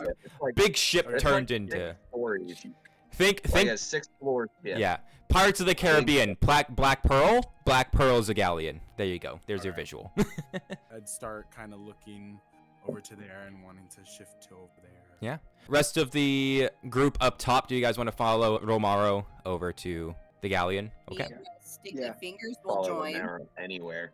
All right. As your group enters into the galleon, a couple things catch your eye. Firstly, all of the decks of the ship have been removed, so it's just a giant hollow ship. There aren't different levels to it. You can see that there is a couple things hanging from the ceiling, a couple cannons, some cannon balls, again very rusted and cracked, some crates. They are all held up by rope that is holding on for dear life and could maybe snap at any second, but you're gonna trust fate. As you guys continue to walk, you see a few more things. There are many tables and chairs, lots of empty, smashed, ancient glass bottles, and in the center is a giant captain's table with a very dusty, worn captain's chair in front of it. Ooh.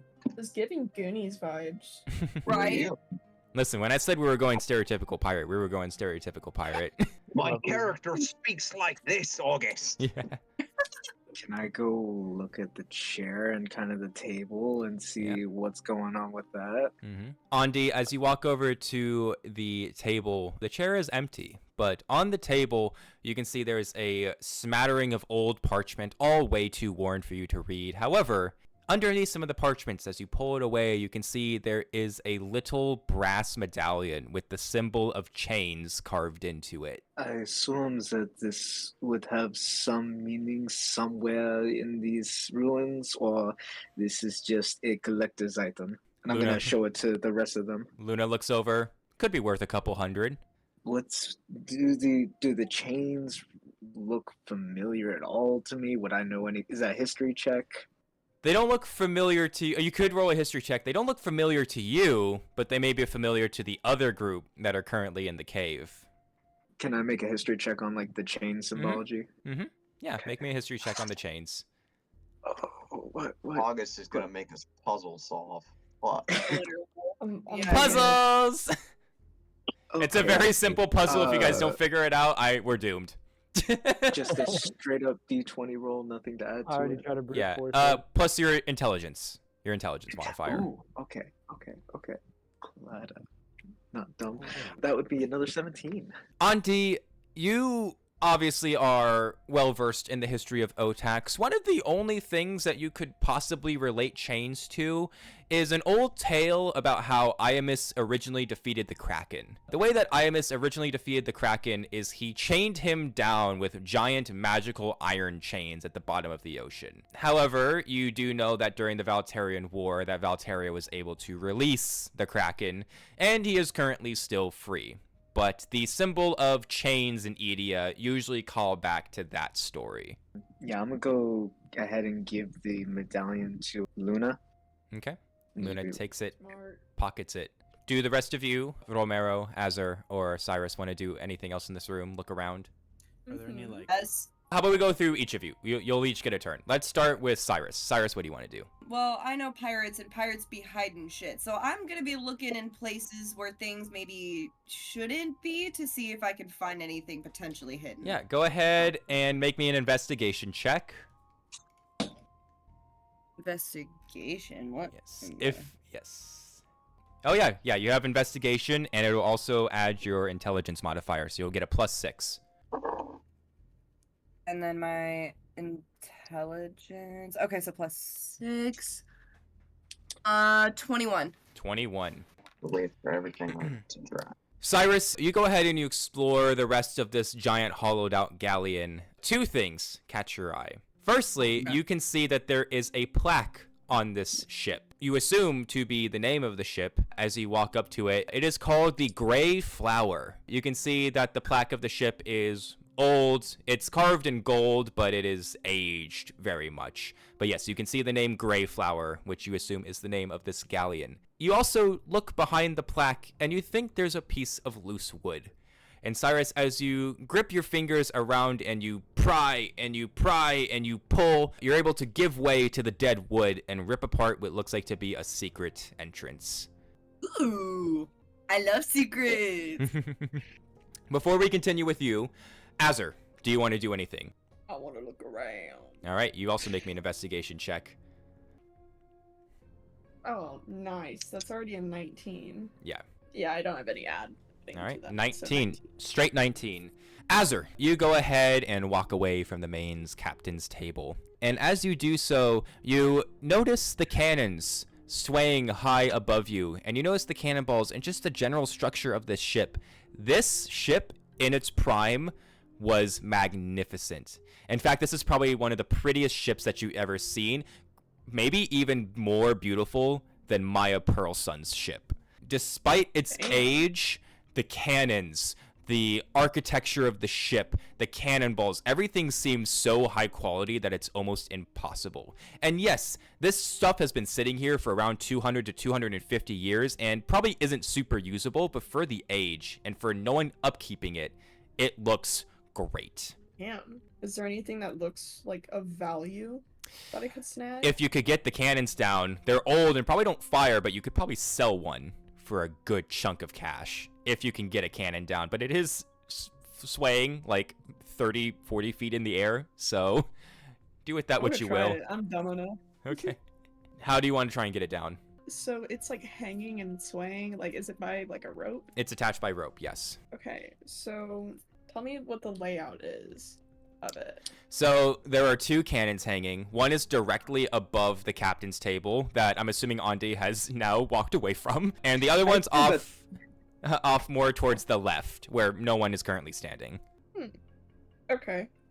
I'll try to go for the one that's not where anybody is standing. How are you going to try and get it down? I have my serrated knife. Mm-hmm. I was thinking I can like monkey climb to the top and like saw at the rope. Okay. First, you're going to make me an athletics check. Yes, sir. Athletics, do I have anything? Ooh, I have a +4. Dude, I'm getting fucking... That's an 18. Okay. All right. Andi and Romero, you guys watch as Azur fucking like a little monkey climbs up the side of the galleon and he hops onto the rope holding up the cannon. Now, Azur, make me a either a strength check or a dexterity check, your choice, to see how well you can saw through the rope. Whichever one's higher. I just go very animalistic. It's almost like a monkey, it's not? Yeah, very monkey-like. Dude, I'm getting... That's a 17 +4. There is a sound until there's a snap, a plop, and then a giant boom. To you guys in the cavern, you guys hear something go poof above all of you as Azur launches down the old cannon. Azur, you go ahead and you drop down to the ground to take a closer look at the cannon. Half of it is gilded in gold and silver. Oh. Ooh. Mm-hmm. Someone's making money. However, it is very, very heavy. In fact, you can't even move it. You're gonna need to get the muscle to move this cannon for you. Yeah. I'm gonna lick it so my germs make it mine. It tastes like dust. Yeah, dust. So, ooh, very animalistic. Very animalistic. No, I This is agree. coming from the canine. Yeah. He's always It's like less this. monkey. Romero, what would you like to do? Oh, wait, the table didn't get destroyed, right? Nope. By the- Azur thankfully cut down the other one that wasn't above the table. Like all over the table, like under, like underneath it. I don't know if it has like. Make me a investigation check. If I don't have a skill, do I use the attribute? It's just intelligence if you don't have the skill, yes. So it'll just be your intelligence modifier.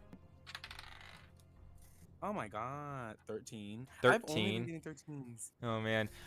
Romero, you begin to shuffle through the old pages, most of them just falling away to your fingers into dust because of how old some of them are. Oh, also, I'll get to that in just a second, Elias. As you're going through, you find something metallic. At the very bottom, even past the medallion. You pick it up. It's a little golden plaque. Smaller, much smaller. It just fits in the palm of your hand. But it says Captain Maximus on it. Maximus. Could I maybe do, because I have the proficiency in history and War. Is that a notable name that I know of? If you had history in Edia or pirates, I would let Okay. you. But yeah, you could still do a history. Like, you could still try and remember if you want to. You just won't get the +4 bonus. So there's no harm in still rolling a dice. You may roll a 20. So if you want to, I'll let you. Maybe we'll do a history. Yeah. And a history check. Okay. Oh my god. Wait, and then this is plus my Intelligence. 11. 11. Maximus, he doesn't really ring any bells, any important bells. You kind of recall through your history as a teacher maybe coming across the name Maximus once or twice in Edia, but you can't really connect it to anything big. Then I'll wait, Luna's with us, right? Yeah, Luna has, yeah. Then I'll go ahead and show, like, ooh, I guess there's a Captain Maximus. This was his ship. Luna takes it and she looks at the name. Very fancy bastard, whoever he was. Yeah, very nice. Very nice place. If only we could repurpose it. And Elias, for your question, gold is shared between the entire group, which means you are all, the group is starting with 100 gold. Yeah, you guys basically have a shared fund. Works for So me. who's gonna make the dumb purchases? Yeah. Tommy. Cyrus, do you want to go down your secret path? Yeah, but I'm not gonna go down the secret spooky path alone. Do you want to I'm not- call over your friends? I'm gonna at least look over and see what the fuck my dumbass brother is doing. Well, you did hear a giant kaboosh behind you, and you turn around to see that Azur has released a cannon and it has fallen. do I watch him lick it? Do I Yes, you see do. him? Yep. This- Yep. Okay. Hey, man, if you're done making out with the cannon, I found something. Okay. Azur, you saunter over to your brother as you two look down the secret pathway. The actual hallway is boarded up with wood and rope, and it curves off to the left, so you can't see fully down it. You'll have to walk down it before you can see the end. You ready to go down? I mean, I'm not gonna say no. And shit Okay. usually means something good. Or something bad, but I'm gonna be and try to be positive and hope that it's something good for once. I don't care if it's something bad either. At least it'll be interesting. Cyrus and Azur, you two begin to walk down the hallway, and eventually you guys come to the exit, and you can see that it bleeds into one of the other buildings, and you push away a painting. You can see that there are some cracks through it, and you kind of push away the hidden painting and walk into this new room. It's rather large, and you can see it looks like to be a bedroom. Ooh, I'm ripping through everything. There is a giant queen-sized bed with old moth-eaten rotting covers and sheets. There is a massive chest as well as a smattering of shelves, dressers, and chests all over the place. I'm checking stuff out. That's for damn sure. Both of you make me investigation checks. Got you. Yes, sir. Oof. It'd be +6, right? Mm-hmm. 15? 15, okay. What did I'm you gonna get? Azur finds absolutely nothing. God damn it. Cyrus, make me a luck roll. Ew. Okay. What the fuck is my luck? Son of a bitch. I just closed everything out. Why did I do that? Just a straight up luck roll. I'm trying to find it. Okay. I was like, I need to know my modifier. 8. Okay. Well, +1, boys. Cyrus, as you open up one of the smaller chests off to the side, you see 2 items in it. First item you see is 1 single gold coin. You guys go up to 101. Yeah. Let's fucking go. More money is more money. We're on the up, boys. The second item that you find is another brass medallion. This one has the carvings of a ship on it. Ooh. Is this something that we would potentially know? You could make me a history check. I'm gonna make you a history check. It does look identical to the one that Andi found and gave to Luna. What'd you get? Boys. Is that a natural 20? The first nat. I'm literally not even shitting you. Why did it have to be for this? 20! I couldn't have been for finding shit. You know, I'll take it, but like. Cyrus, as you pick up the medallion and you look at it, you can see that it is a very similar recreation to the galleon that you guys are all exploring. And then you kind of make the dots in your head and you kind of go, wait a second. And you walk back through the hallway, back into the galleon, and you look at the name Greyflower on the giant ship plaque. And something in your memory kind of clicks. You remember when you were a younger boy that your Aunt Lenore and Arya would read you bedtime stories about pirate legends. One of the most common stories that Lenore would read you was about the first pirate lord, Maximus. The very first pirate lord who founded the guild, and his ship called the Greyflower. Oh, that's cool. Okay. Yeah, so Cyrus has a little bit of a like, oh. Oh. But yes. Well, Now good to then, know. That's cool. I'm gonna go back to the cave crew. We're back to Cave Gang. Cave Gang.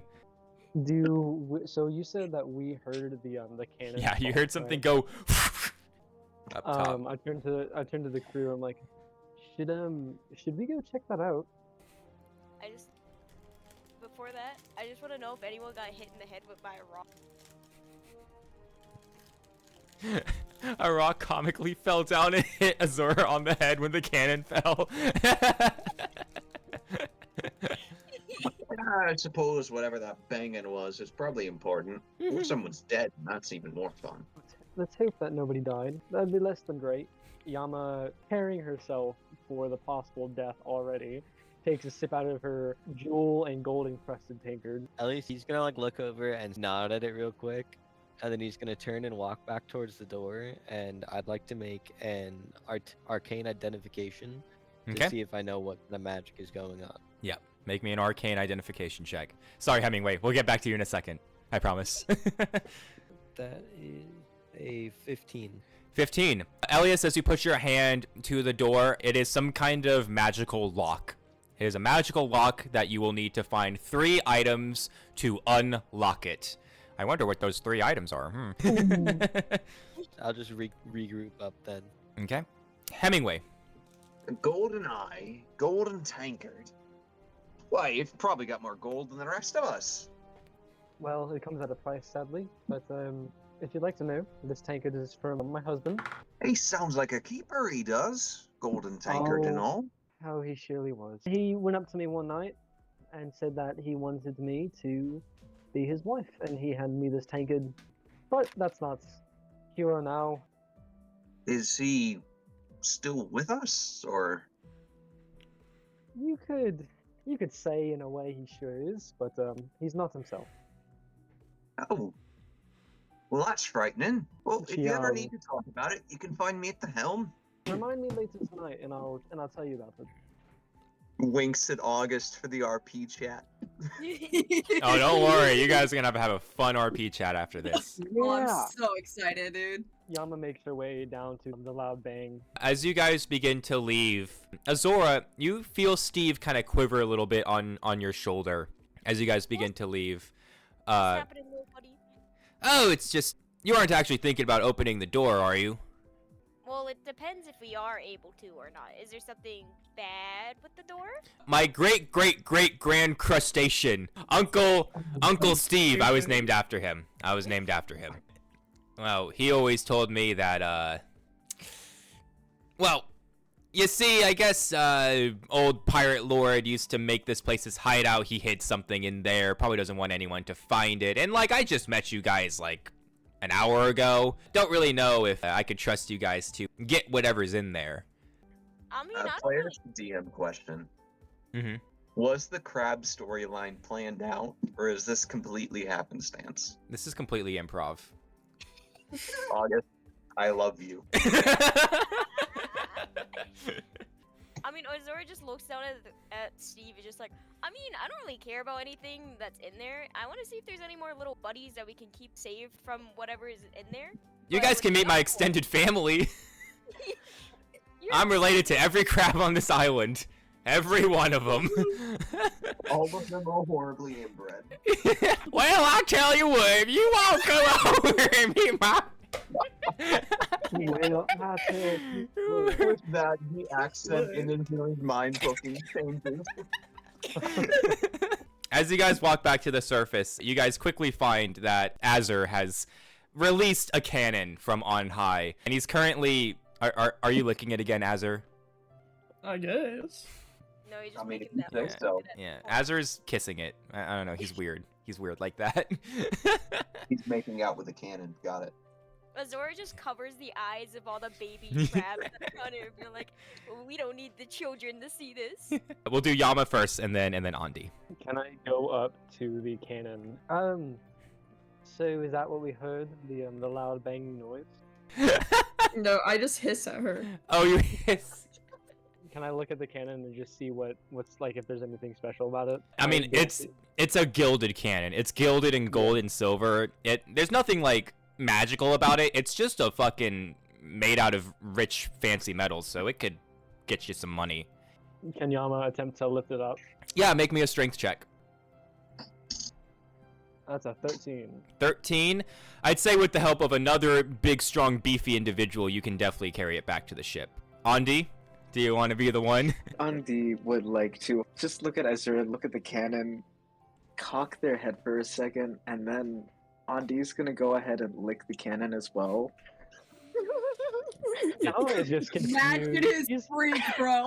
It tastes He's like looking- dust and metal. She's looking at both of them lick the cannon. She's like, "What's the actual?" Didn't Okay, Lupin Why are we also making lick out- shit? What's up with Lee's characters and licking things? I don't know, dude. You know, he's Nim's son. He's He is Nim's Nim's son. son. Oh my god. I No, don't Lupin licks understand. floors. Why are we It's- making out with cannons? I was just curious if it had a flavor to it or if it was just something weird that he did. It's just him. It's No, strictly I just told him. you. I told And- you. This is just how he is. There's If children. I had a tongue, I'd lick it. Right, it's just the curiosity of it. There's But children. Yama, I will attempt to help you take this back to the ship. I'm not gonna have you guys roll. These Together, individuals. two large individuals, you guys lift up the cannon and begin to carry it back to the ship to sell for later. Azur first, and then we'll do Elias. Can I be like on top of the cannon as they're carrying it I and knew still it. hugging the cannon? Thankfully, Azur is light enough that doesn't add too much weight. Oh, twink. Yes. Cyrus, we'll get to you in a second. We're gonna do Elias because he's had his hand up. Yes, Elias. Elias like walks up and taps the cannon with his staff, and as Azura is like riding on it and holding on it and like kissing it, it freezes over and her tongue is just like comically His stuck to tongue it. gets Thank you. Oh no! Thank you. Wait, does that mean that Yama and Andi's arm is like stuck to it as well, or is it just for No, Azur? no, just just the Azur. top freeze. Just the top freezes. Just for Azur, him. Azur, your tongue is now stuck to the cannon because Elias froze it. I'm stuck. Yes, Cyrus. I guess that does bring me to my next point. Can I follow? Because I was just gonna Yeah. follow to pry him off of it, but now I guess I gotta literally pry him off of it. So As you guys walk off, I have something for Azora, Hemingway, and Romero, the remaining members. As you three watch as the rest of the party carries the cannon and Azur back to the ship, Hemingway. Oh god.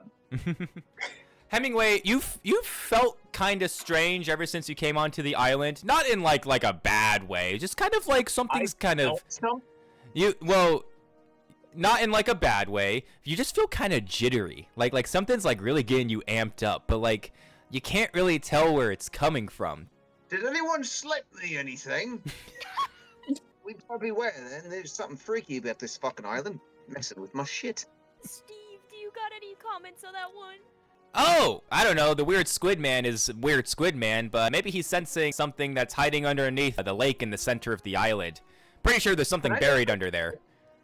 What do you mean in the lake under the island? What are you talking about, Steve? Yeah, center of the island. Go there, lake, under the lake. Okay, and immediately just starts walking towards the lake. Yes, Hemingway. Can I just take a quick atmospheric reading? Yeah, just luck, I guess. At this point, it'd be sailing, I think. Oh yeah, sailing. Yeah, do a sailing check. Specialist construction. Specialist construction. Specialist Let's go. construction. Okay, that's a 16 plus 8. Yeah. Atmospheric check. So what are you checking for specifically? Chance of rain, atmospheric anomalies along the island compared to the rest of the waters we've been sailing on. Well, the actual climate is perfectly normal. There isn't anything weird in the water or in the clouds. The only things that seem off or magical is that door and perhaps whatever the hell's in the middle of this lake that Steve the Crab keeps rambling on about. But there isn't like a magical storm or ocean around you. Azora, as you walk to the lake, do you want to dive to the middle? First, I make sure with my little crab buddies to be like, okay, gang, I'm gonna put you down on the floor, because I don't know what's in this water, and I don't want little guys to get hurt. Sounds good. Steve goes ahead and walks away with his family. Good luck, little gang. And then she just goes into the lake and swims to the middle. Azora, you turn into your mermaid form. The lake isn't super deep, but you swim down a little bit until you get to the bottom. And there is, in fact, something at the bottom of the lake. It appears to be a small little chest, but it seems to be chained down with something. Like there is a large iron chain wrapping around it. It's not super tight, and it has frayed a bit over the years. So with a little bit of elbow grease, you could probably yank it free. Am I able to, do I roll a strength? Strength, yes. You could do strength or dexterity. I'll let you use one or the other. Can I do a thing? Yeah, of course, Hemingway. Can Hemingway just kind of follow into the water? Yeah, of course. Yeah. Perfect. Do you want to help? Do you want to help Azora with the chest? That's what I'm thinking, but I'm gonna let Azura try first. Okay, sounds good. Yeah. All right, Azora. He's just watching fucking Azora just talk to crabs and not question any of it. Yeah, fuck it. Yeah, anyway, I'm gonna do a dexterity. Elias is gonna follow them out and stand at the water's edge and watch as they do all of this. Okay. I'm gonna do a dexterity. Yes, a dex check. Dex check. Thank you.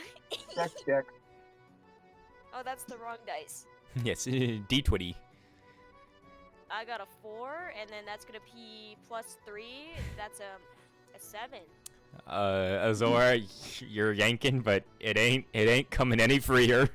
Hemingway, would you like to help? Hemingway's just gonna pat Azura on the back and say, "Oh, one more try. 1 second. 1 second." Grabbing my die. Can I assist him?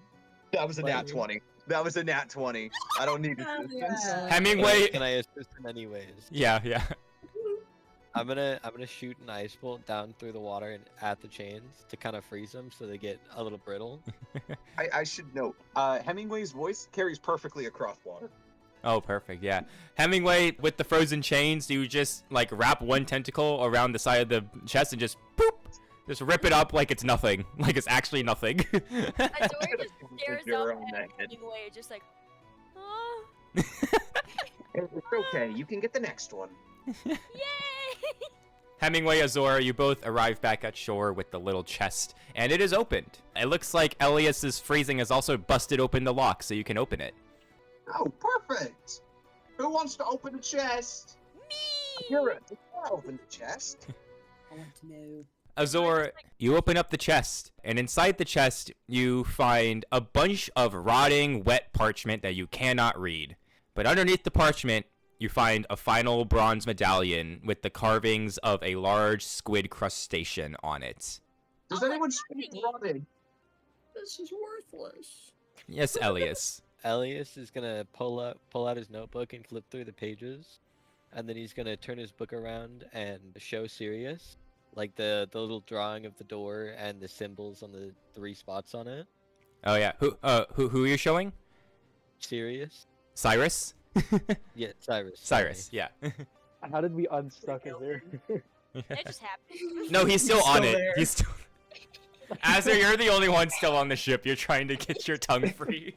left him. Seagull lands on his face And starts he's like oh away. I would say that I would stay on the ship with Azure just so that he wasn't left alone. Because I would feel really bad about it. All right, Andi and Azur, you guys are on the ship still. The rest of you walk back. Elias, would you like to show the group your special Yeah, findings? I'm gonna show the group the drawing of the door. Azora just does the fucking and just be like, I know what that is. That's on the door. Luna pulls out her medallion. Cyrus, do you want to pull out the medallion you found? And then finally, Azora, you hold out the final medallion. Well, Luna says as she looks at the 3 medallions. Elias, would you care to show the way? Sure, just right over in that cave. Yes, Azora. Are the crabs still there? Yes. Can I put the crabs Yes. back in my hair? I'm taking Steve with me. I'm Steve. Hell yeah. I will also say, at this point, Andi, Azur's tongue has come loose from the cannon, so you guys can join as well. Are you guys ready? Mm-hmm. You guys arrive back at the door. What order do you put the medallions? First to third. I feel like the chains need to be in the middle because the whole tale is like telling the story of Kraken, right? I thought the Kraken was on the right. Yeah. That's what I'm So- saying. The chains are in the middle, so it's like the. The chains are on the left, the ship is in the middle, and the Kraken is on the right. There we go. Okay. So All there right. we go. We do that. Elias, you take the chains medallion, you put it to the left of the door, and it sucks and sticks to the door and begins to glow blue. You take the ship, you put it in the center, it sucks and sinks into the stone and glows blue. And then finally the last, the Kraken medallion, and that also attaches and begins to glow blue. And slowly, the giant round stone door begins to roll to the right out of the way, revealing whatever's behind. Yama flips Steve, off what the is door this? as it's rolling away. Steve, what is this? Who is first into the next room? I'll do it. All right. Yama, you take a big step into the next room, and you can see that it's another large underground cavern. And it's almost completely empty, except for 2 things. On top of a giant stone hill, there is a massive golden brown chest, and leaning in front of that chest is a stone tablet. Can I use my golden senses to make an investigation check? Mm-hmm. I got a 9. 9. Yeah. Yama, as you look at the tablet, the words, it looks like it's almost in a language you can read, but it's blurry. Like some kind of magical force is blurring the words so you can't read it properly. Can I call Elias and be like, hey, you're magical. Can you come check this out? I'm gonna walk up and put my hand on it again and see if I can't identify one more thing. Make an arcane identification. And that's plus intelligence as well. Yes, yes. Dirty 20. Dirty 20. Elias, you can sense that this is infused with magic of the ocean. This tablet needs to reach the ocean once again to reveal its secret. So it's an ocean tablet, I guess. Does it say we have to do anything with it, or It would like to reach the ocean once again. then Okay. we can go take it back eventually? Let's figure out what's in this big old chest, though. Yeah. First off, okay, we'll do Hemingway first and then Azur. Before anyone opens this chest, given the funny feeling I've been feeling and the fact that tablet needs to return to the sea, I would take an educated guess and saying we're dealing with something. What's the god of the sea again? Iamis? Yeah, Iamis. Yeah.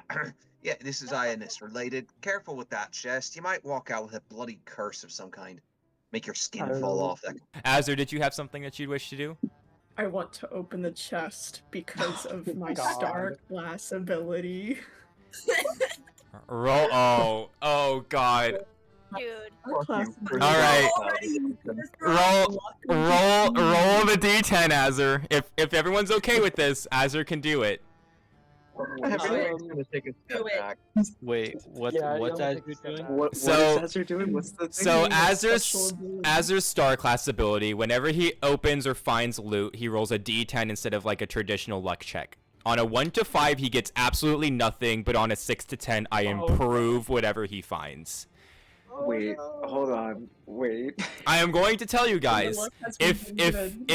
if you do not have Azur make this roll, you guys are just going to get 1,000 gold from the chest. If you let Azur make the roll and he gets a 6 to 10, I will double it. If he gets a 1 to 5, you all get shit. You get nothing.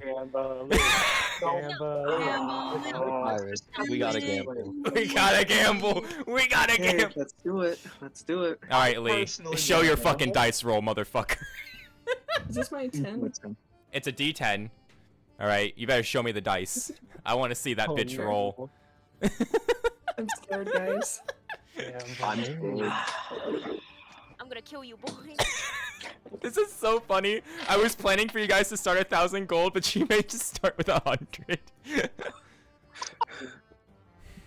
That'd be so fun. Like, you know, It's a 5. It's a 5. bro. Fucking Azur. shit. Azur, you grab the box. You feel a mountain of gold inside, and you flip open the lid. And there's 2 little gold pieces at the bottom of the treasure chest. Son of a bitch. So we're at 103 gold now. 103 gold. Oh no. Why did we say yes? I love gambling. Gambling. Whatever plan August has gone out the window. That is so funny. Oh That is so man. funny. I was gonna give you guys 1,000 starting gold to start, but now you got 103. And whatever You that know. You're came welcome, over there. guys. We got 2 more gold pieces. Fuck off. So funny. I have a feeling that we would have gotten a lot more, but I don't know. It's an odd feeling. Quick load. Steve. That's amazing. That's amazing. Yeah, I know. Yeah. It is literally a 50-50 gamble. Like, I can't stop winning. I can't stop winning. Do we know At least- that Oh, dang it. Azur did At least like No, rubs the you bridge have of no his idea, nose, Romero. and then turns and walks away and pulls the tablet out of Yama's hands as he passes. All right. Hey, Do you all wish to exit At the least room? ask There is nothing else in here. It was just the chest and the tablet. So at least you got the fucking cannon. That can at least compensate some of it. Yes, Andi. Can I take the chest with us? Yeah, mm, you can take it with us. smart, very Okay. smart. Elias, what do you Take wish to it do with with me. the tablet? I'm gonna carry it all the way back towards the ship, and then I'm gonna walk down into the water and kind of place it down on the floor, like at the edge of the seabed. As the rest of you wander behind Elias, who has plopped the tablet into the waters, a minute goes by and nothing happens. The tablet is just kind of sinking to the bottom. But then you start to feel it quiver, Elias, and you see the text begin to light up blue. As the tablet slowly rises out of the water, the words begin to speak, like actually speak, in the voice of a deep, booming man. Greetings, you foolish blubbers who find this tablet. My name is Maximus the Great, first pirate king of Edia. Ye all have found me tablet, and for that I give ye all a great quest. A quest to respect me legacy as king. It all starts where I founded the Grand Guild and plopped me arse down as the new Lord of Edia. The tablet goes silent. What in the Is Disney this- world? So this is like a recorded message. It's not like a sentient one. Yeah, no, yeah, it's like a recorded message. Yep. Okay. What's the quest If- again? That was in character. Basically, the quest says that Maximus is giving you all a quest for finding his first tablet as a reward. The first clue for this test is you need to go where he first founded the pirate guilds and became king of Edia. I wonder where that could be. I don't know. Wait, Where? where would that be? Where? You have to figure that out. There's no hand-holding in this. You have to find out where Maximus started the pirate guilds and became king of Edia. Could I make August, a if history you're not and careful, idiot we are check? just gonna fuck off without doing the main quest. Perfect. That's exactly what I want for pirates. Start with So Cyrus real. first. Since we have been told stories about him, in our childhood. Is there anything that I could potentially recall that might help us in the moment? If you and Azora put your brains together, I'll let you both make history checks. Works for me. Okay. Huh? I'll give you both advantage on it. Combine your brains. Okay. Ooh. Wait, so how I'm doing History, if you don't have history, it's just intelligence. Since I have that -2 in intelligence and then the +4 in history and idiot, It's +2. I got an Yeah. I got an 11. Did you roll with I got a advantage? 21. Oh. Yeah, I rolled with an advantage because the first roll I got was a 2. Azora has no idea what the tablet is talking about. Cyrus, however, you have visited Cutlass Shores before, a couple times. And you know where the Pirate Queen currently sits. However, the seat that she does sit on is incredibly old and is passed down from Pirate Lord to Pirate Lord. So you assume that the starting place to where Maximus founded the guild was in that chair in Cutlass Shores. Kind of what I assumed. Fun! Okay. Great. That's gonna be so easy. With your 3 gained gold and a gilded cannon, you all load back onto the ship. Now, you don't have to go exactly to Cutlass Shores. Cavern Isles is right next door if you guys wish to go and sell. Because we're gonna... Yeah, we're gonna end the session on that. We're gonna do this little quick round, and then I have an ending cutscene. Ooh. He thinks we need money. All right. Setting sail onto the high tides. Yes, Elias. Wait. Before we leave the island, I would like to take some of the coconuts from the coconut tree. All right. You guys have 4 coconuts. I have a question. Yes. Do we take the crab family with us, or do we leave them? That's up to your crew. I will offer to help smuggle crabs in my raincoat. Java will eat them if she sees them. She likes crab. Can I make a perception check to see if I can see these two pulling off this crab heist? Yeah, make me a perception check. I don't see shit. That's a natural one.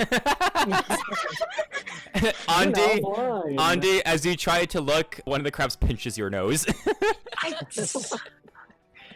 doesn't notice any crabs, though. Must have been the wind. Must have been the wind. Well, now we have Steve, Timothy, and the other crabs that haven't been named yet. Howard and Stern. What's the mother's Oh name? god. The mother's name,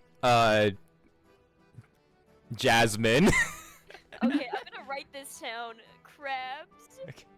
As Azora's doing that, is there anything else you guys want to do on the island before we go back into town and wrap up? Nah, Hemingway's just gonna glance longingly at the sea. Well, Hemingway, you take the helm. Yes, Yama? Oh, no. Continue, and then after that, Cool. after Hemingway's All a right. little bit. Hemingway, you take the wheel and you sail out into the ocean once again as you guys begin to head towards Cavern Isles, the nearest grand pirate city. Cavern Isles is underneath a giant cave. It is a pirate city built into a underwater cave. Hemingway, as you expertly steer through the jagged rocks that protect the pirate city and enter into the deep nautical town and dock at one of the many ship docks, your crew slowly piles off with the cannon. Who wants to sell the cannon? Azur, I Yama, don't trust. Andi, Elias.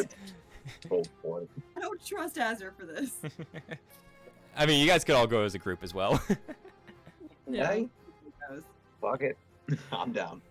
Wheeling over the cannon over to the shipwright. The shipwright is a dwarf. You can see that he is blind in one of his eyes, and he's currently hammering some new boards onto a damaged ship. He hears the rolling of a cannon behind him as he turns around.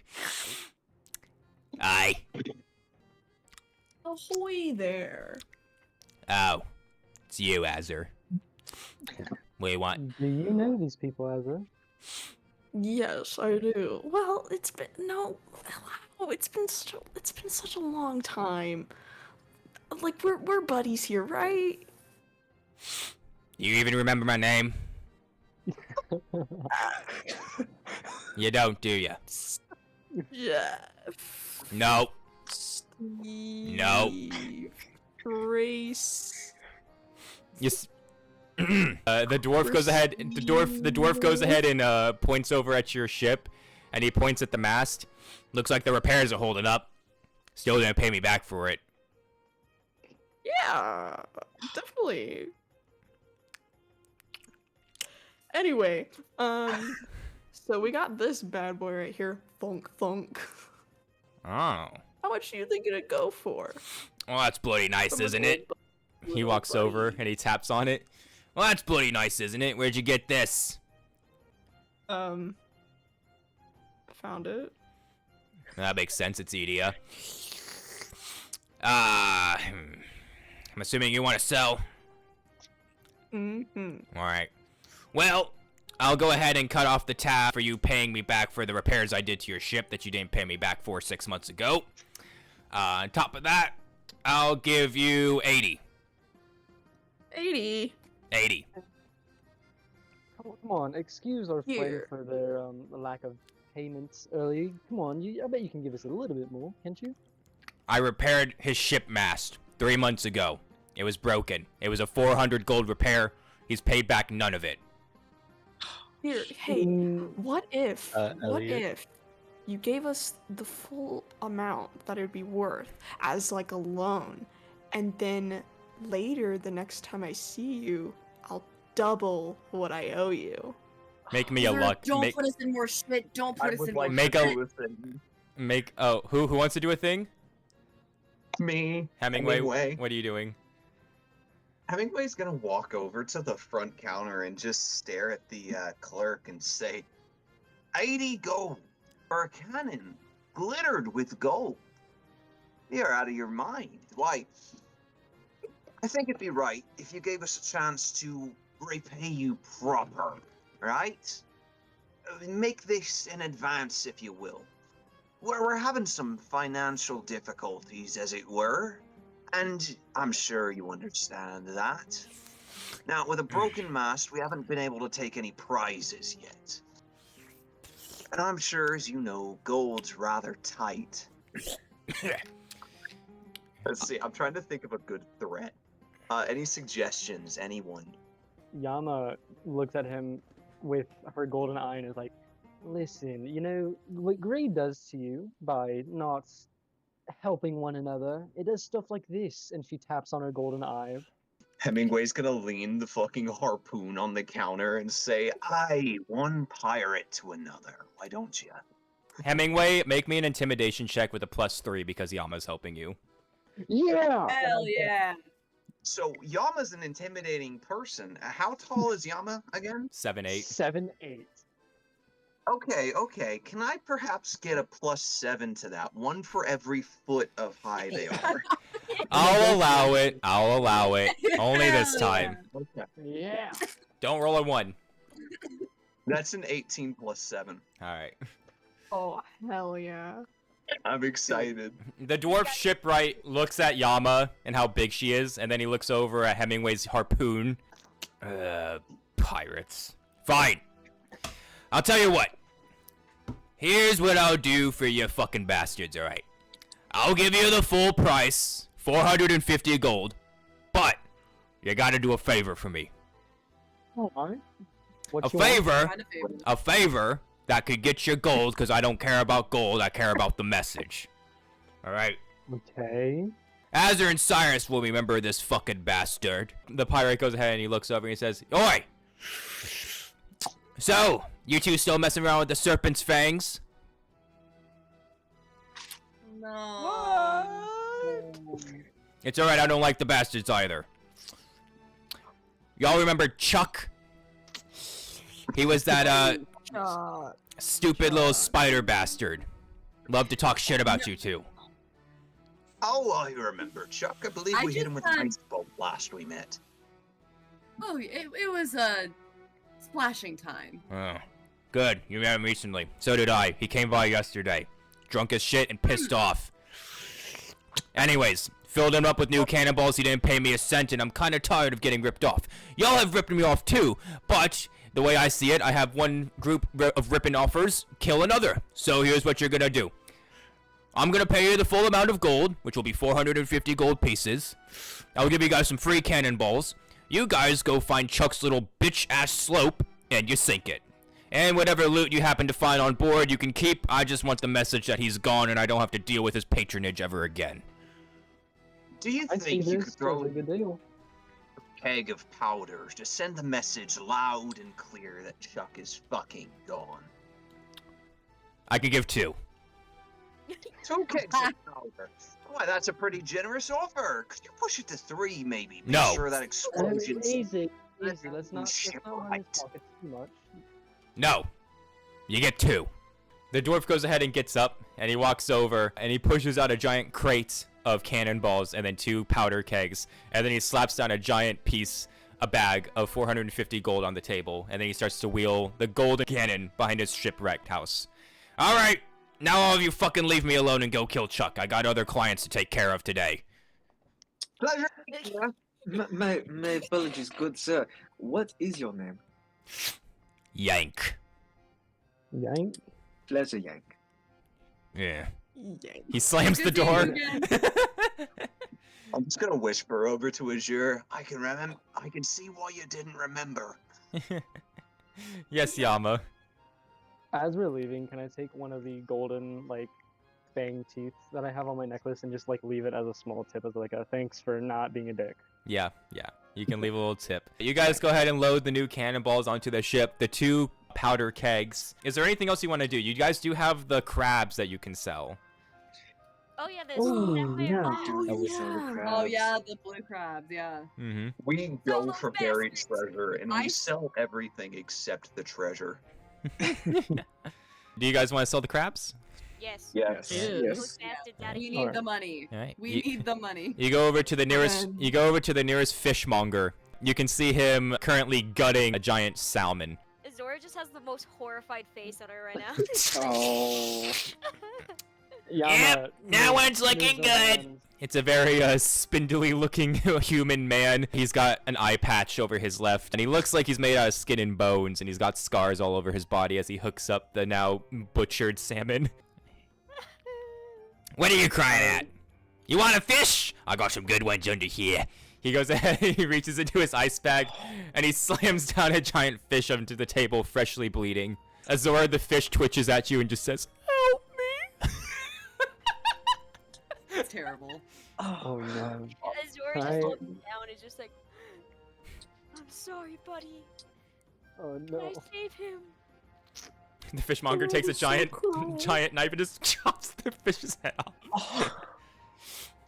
What do you all want? Oh, You want no. fish? I got fish. Oh. You eat fish? We actually have some crabs to sell. The 3 sapphire crabs. Sapphire crabs? You're fucking joking. You don't got sapphire crabs. Azora just like, Hey, get Oh, the the barrel. you, you open up the barrel. pinch, Pinch, pinch. Uh-oh. Azora uses her water bending powers and it just lifts the water full of the sapphire. Ah, you're not joking. These are actually sapphire crabs. I tell you what, I had a rich bastard come in the other week asking for them. Said I didn't have any, but now I do. I'm gonna get a nice penny out of these. I'll give you 40 gold a crab. That's 120 gold for 3 of them. Even it out, make it 50. 50? You think I'm made of money? I'm a fishmonger, not a pirate. Come on, brother. Now think you these said crabs are you'd make a unifying? pretty penny out of these. Yeah. We deserve a pretty penny in return, don't we? They're rather pretty crabs, perfect condition, not even killed. I'm just saying, if you have rich clientele, you can up the price even more. Exactly. You're right. Those Valterian idiots really do know how to, not keep their money in their pants. Okay, who wants to make me a luck check? Which one of you? I got Not a me. +1. I got a +1. I have a -2. I have I have a a plus plus one. two. So not Let me see Azur. what my luck is at, because I'm pretty sure I put some points into it. I'll make it. I got 2 luck. 2 luck? I have Yeah. 2 I mean, luck. What if we all just roll at the same time and see who gets Wait, the highest wait. number? see Can I- who gets the can highest Two. number. Go from Okay. there. Yeah. Okay.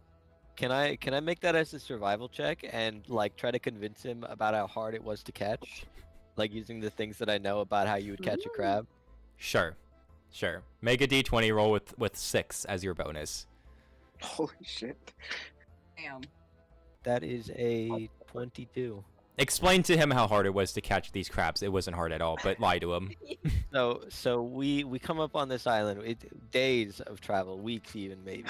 We were all exhausted at that point. We were just getting there, and down in this island there was this real deep lake.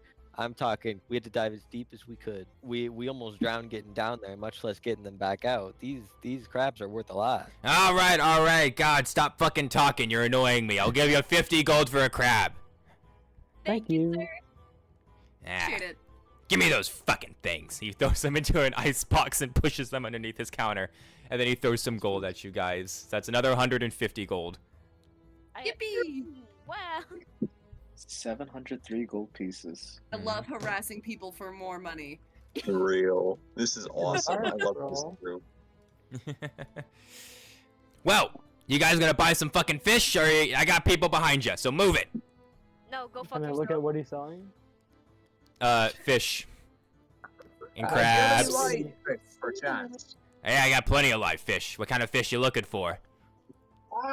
Maybe one small, domestic even. Domestic fish. Yeah, like a clownfish or a John Dory or. Do I look like a... sure. Listen, Squid Man, do I look like a pet keeper? No, I fucking kill him. I don't sell him alive. I sell him dead and You're gutted. selling baked fish, you dumb fuck. You don't Easy have now, any let's not lawnmower piss off- bunnies, is what I'm hearing? The fuck is that? Answers that Baked question. fish? Little small ones, gray ones, swim around. Listen here, you bastard. I got people behind you, so if you don't move, I'm gonna slap you with a fish. My Do you apologies. have any small baked fish? Yes or no, you No, fish you go monger? to the fucking bait shop if you want bait. I'm looking for a live fish. Are you failures a fishmonger or not? Fine, take this fucking fish and go. Throws a random gray fish and it slaps against your face. And falls. Yes, it's flopping around on the ground. Perfect. I just handed over to his Get this in water. Get this in water. Help, drowning, can't breathe. Zora! Zora! In the water, like because she still has the water orb, and now we're just swimming around in the water. Perfect. You have one for home. Let's get going. Yay! I'm so sorry about them. Is there anything I can do to help or apologize? You can buy a fish. Sure, give me the biggest one you have. Biggest don't one I have have. We don't got the money. We don't have money. That is our collective money. The fish- I'm vetoing that. The fishmonger rips down the tarp behind him to reveal a giant gutted shark. How much is it? What kind of shark? A great white. Ooh, how much is it? 40. Oh! 40? That's not Wait, We can just wait. catch No, our it's own. our money. That is our collective money. I No! will say, remember guys, cooking is a mechanic in this game. So if you get the ingredients and you have someone that can We cook, have a siren. We have a I siren. got a harpoon. We can just You don't toss need fish it. into a pot. Yeah. We don't need to I spend money on just the fish, main, please. Please.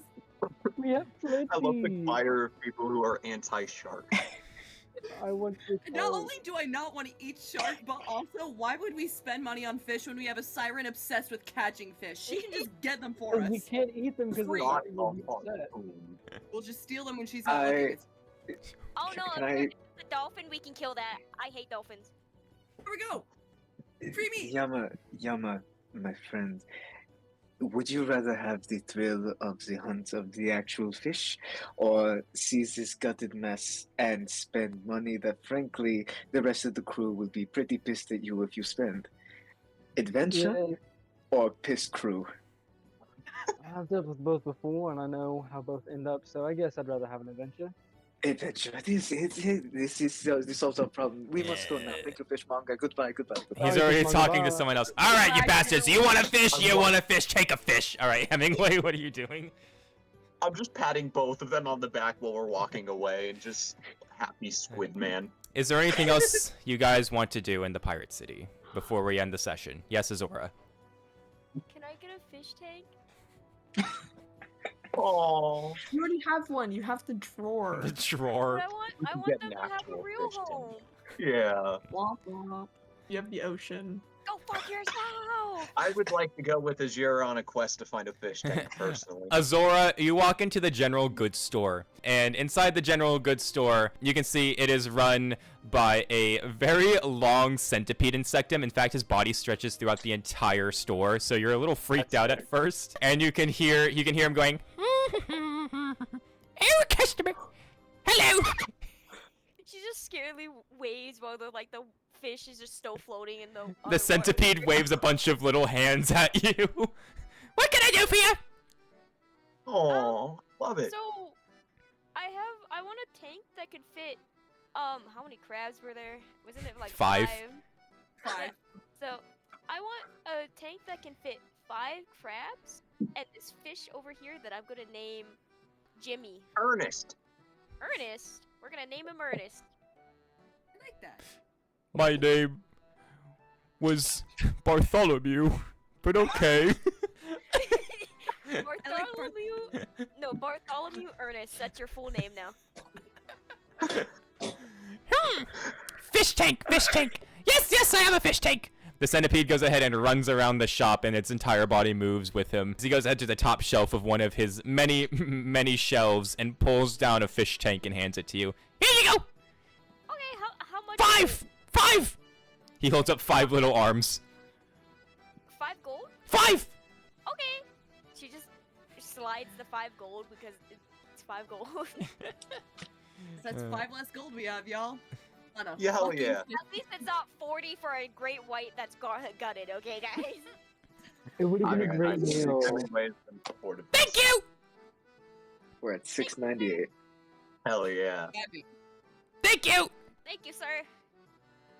Anything else? Not that many hours. No, it was just the tank. Unless you have anything that we could put in the tank. Cool. No. Good question. Sand? Little house? I give you bundle for 3 more gold! Sarah, we get sand from the beach. Who gets But look! The centipede holds up a little pineapple house decoration. You can put this in! That's priceless, however. We're not leaving without that. Wait, 3 gold! I want the pineapple! 3 gold! No. For No. the pineapple? You want 3 gold kind for of a fun. pineapple? Pineapple house! If not for the fish, think about the crabs. Pineapple 2 house! gold. 2 gold! No!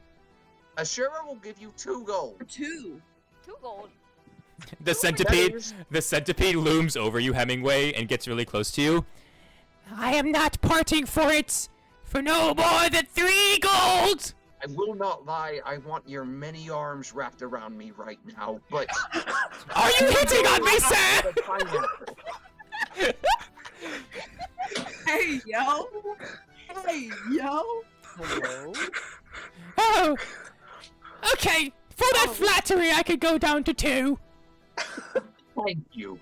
2 gold for the pineapple sounds wonderful. Okay. Oh, I have another question. Yes! A friend of mine, she's got hand issues. Do you have, like, shock-absorbing, like, oven mitts or something? Do you think this is the Golden City? No! It's a pirate city! Do you have any sort of oven mitts? I got oven mitts! Can you wrap them in duct tape for me? Sure! I'll give you another 2 gold for that. Deal! Just 1 slide- for each glove. So God just damn slide it, the guys. 4 gold. 1 fish tank with pineapple house, Pineapple house. and then 2 oven mitts wrapped Wrapped in duct tape added to your guys' group inventory. No. We're off to a great start. Could I talk to the centipede shop or be like, my apologies. Do you also have herbs and general spices for cooking? I assume that my friend is going to want shark later on at Yes! some point for some reason. I've got lots of spices! The centipede runs away, comes back, each of his arms filled with a bunch of spices. Oh goodness, that is a lot to choose from. Best recommendation for seafood? This one! He just starts chucking them at you.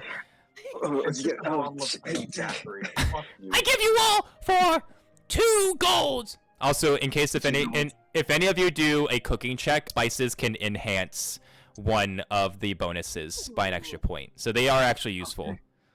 You know what? This seems like a fair trade. I will give you 2 gold. Yippee! If any of you try and eat the crabs that are my little guys or Bartholomew Ernest, I'm killing Azora. Not even the group, just Azora. With one eye open. I'm killing Azora. For real. Just gonna kill yourself in game. That's crazy. That'd be so fun. We need the party pet, all right? We had Carrot, we had Truffle, now we have fucking Steve and his family and Bartholomew. You say that They're like actually sentient though, so is that really a pet? Sure. You can't hear him talk. Yeah, Is it's it only. a pet? I mean, only Azora can hear them talk. I mean, like Aliceman was basically talking to Truffle the entire time. Is there anybody anywhere I can get news information or anything like that? There's the tavern. That's always a good place to get news. Can I go to the tavern and ask the tavern keep if they've heard any rumors about a ship with golden skeletons on it? You walk into the nearest tavern, and you can see it's rather empty, and then you see there is a very, very, very exhausted looking gnome bartender who is like lazily cleaning one of the mugs, and he looks up at you. Want a drink? Sure, can you actually refill my tankard? Right. You just want to drink what's on tap right now? Sure, anything will do. Okay. He walks over and fills it up until the foam reaches the top and hands it back to you. Thank you. I wanted to ask, have you heard any rumors about a skeletal ship with golden skeletons by chance, or anything of that nature? No, but I've heard rumors about another skeleton ship walking around, sailing around the ocean. Crew of damned phantom sailors. Cropped up about 21 years ago in Edia, but looks like the legends are back. Haven't heard anything about a golden skeleton crew or anything, but I'll keep an eye peeled. I mean, lots of strange things happening on the waters. He slides in 1 gold for the tankard and then starts walking out. Thank you. Yama, as you're exiting, you notice that one of the bar goers, they look up at you. They have their face covered by a pirate hat, by a tricorn, but they watch as you leave, and you can see them start to slightly get up from their chair as you exit the tavern. Can I walk with Hemming and then whisper to him? I think this guy's following us. Did you notice him get up? Hemingway, you look behind you and you can see that a patron exits the bar wearing a dark blue pirate's overcoat and a dark blue and black tricorn hat. And you can see the glint of a silver cutlass on their belt. To be honest, I'd rather just confront them and see what they're about. Alright, just be ready to fight. Hopefully it doesn't come to that. Gotcha. Yama turns around and confronts the man. Hemingway too. Hey. Patron stops just a couple feet away from you. You having a good night there, lad? Yeah, is there something you need? Sorry, I didn't mean to follow. I just couldn't help but overhear you were talking about a golden skeleton crew. Maybe. What's it to you? Oh, what's it to me? Sorry, I didn't mean to follow. Just was intrigued is all, given my task. You can see that the patron raises up their head. They are not a man, but a woman. I'm a special agent, if you may. And you see that she jingles a little icon on her chest. It's an emblem of a sun. The woman herself, she is an elf. She has long black hair. The outfit that she wears is like a traditional pirate captain outfit, and it's dark blue and black, and it's very regal and fancy. And you can see that she has vitiligo. And the most striking thing, she has deep red eyes. Olivia is my name. Pleasure to meet you. She extends her hand to you, Yama. Sorry, I understand that pirates don't like to be followed. I am an agent of New Sun, currently hunting down whereabouts of Sidar agents. The news of a golden skeleton crew definitely piques that interest. May I inquire more about them?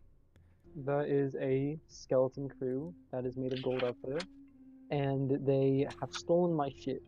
I would like it back, and I would also like to possibly help those skeletons. I'm going to be straight with you, love. I don't know how well you're going to be able to help the undead. They're kind of an unhelpable lot, but I can respect the hope. Anyways, my ship is currently at the docks. May I accompany you all? I look over to Hemming. Should we? How about we grab a drink instead and have a little chat about what you need before we, take you back to meet the family and all? Oh, I don't require anything else from you. Just asking a couple questions is all. Well, Then perhaps it's best we go our separate ways. Sure. I'm heading to Cutlass Shores myself. Maybe I'll see you all there. Maybe. Who knows? Maybe. Maybe we'll drift with the tide. Yama gives her a nod and then begins to walk back to the crew. Yama, Hemingway, you two begin to walk down towards the docks as Olivia stands behind you all staring, before she gives a little indifferent shrug and turns around and walks back into the tavern. Ooh, don't trust those new Sun. The less they know about us, the better. What do you know of the new Sun Order? Not much. I've had a couple run-ins with them. They're always the high and mighty type. Whatever her goals may be, they're not to help us, I assure you. And we'll see what we can dig up about your golden crew. I assure you, there's probably legends aplenty. We just have to talk to the right drunk sailors, right? Oh, absolutely. I'm sure someone out there has had a nasty run-in with him. Who knows? Maybe we'll see him part ways in a storm against a skeleton crew. What do you think? I think that if we do bump into them, we better give it all that we got, so we don't sink our own ship. Hemingway's just gonna pat you on the back as we keep walking. Hemingway, Yama, you guys go ahead and arrive back at your crew at the dock. Your ship begins to sail out of Cavern Isles, either going to Cutlass Shores or to find Chuck, whichever one you guys decide you want to do next session. But if that is all, I have an ending cutscene. Ooh. Our eyes open up on a dark island in the middle of the night.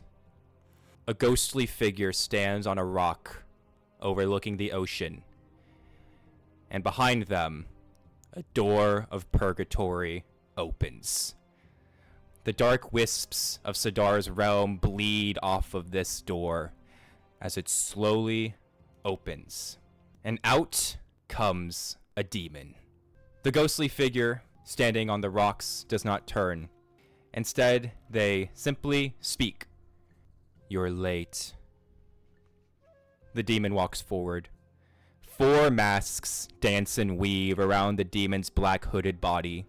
The first holds a deeply disturbing grin. The second, a horrific visage of fear. The third, stricken with an expression of deep sadness. And the fourth, a gritted, angered expression. The masks bounce against the cloth like planks floating on water.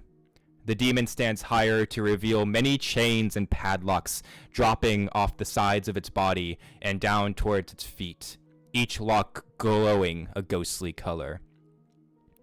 I'm sorry for the lateness. Sidar was filling me in on what we wish to do here. The ghostly figure finally turns. A spectral figure, her ghostly white robes blowing in the wind giving her an ethereal look. Her irises are a bright yellow set in front of pitch black sclera. Despite their color, her eyes are cold and draining. Her black hair is long and perfectly wavy, with dark horns protruding between the folds in her hair. Her ears are bovine in nature, and her skin impossibly pale white, like a haunting, terrible ghost. You're Hexler, I assume. Correct. We are Hexler. We have come with a mission from Sidar. We are searching for curses, in this realm of Iamis. The Cambion nods. I thought you would be accompanied with agents. Where are they? Sidar is holding them back for now. Required in other places, we must suffice for the time being. Medea nods again. right. Medea turns to look back out onto the ocean. Our mission is simple. We are to find the chains of Iamis and bring them back to Sidar. After that, he will reward us. I've heard that you have other agents out in the wild. Perhaps they could help us. Perhaps they could help us. Medea nods. My allies will help in due time. But for now, we stick to the shadows. Understood.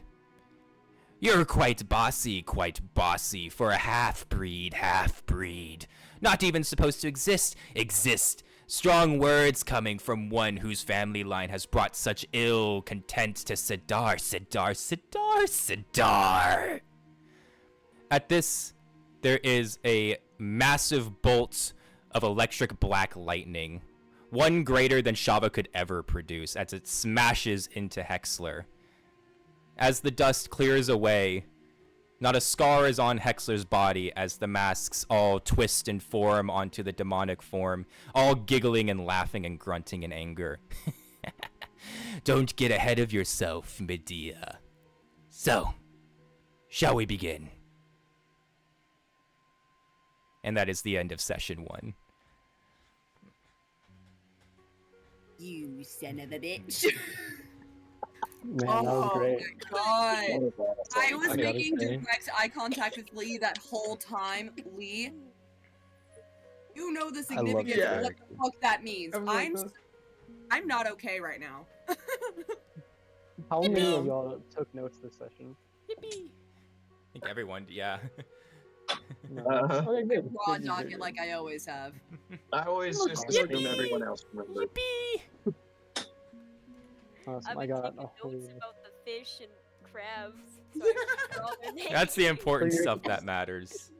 For your character, I put Azura. She loves sea life, and I almost ate her crab, and then she let out a shield screech that stopped me in my tracks. Scream was crazy. It was And meanwhile, visceral. Shallon has like pages of notes. Yeah. I'm just waiting for Shallon Galen being to betray that their character is actually an agent of Sidar of some kind. Mhm. Again. I think it would be funny as fuck, but I also like can't always be the evil guy, right? It'd be so funny if you were. We heard that cry. Like, we all think, I love oh, that there's cry. no way he can play Sidar again, and then there you are, playing Sidar again. Listen, Well- the first time you didn't choose it. Yeah. Well, I hope you all enjoyed this first session of Pirates. Absolutely. I will be posting a prompt later tonight if you guys want to start RPing, and then we just start RPing. I would love to. Yeah. Same. Yeah, that's it. Hexler, I love the demon design. I think he's so cool. Yeah. Brand new Good demon. deal. He's a brand new demon. Wow. With this shot, I will now officially have an entire half bottle of rum in me. Perfect. What a way to end Truly it. a pirate. Just Truly in a time for pirate. pirates, dude. Thank you guys all so much for the first session. I'll see you guys hopefully in 2 weeks, because next week is vampires. Vampires. So I'll see the vampire group next week. Oh,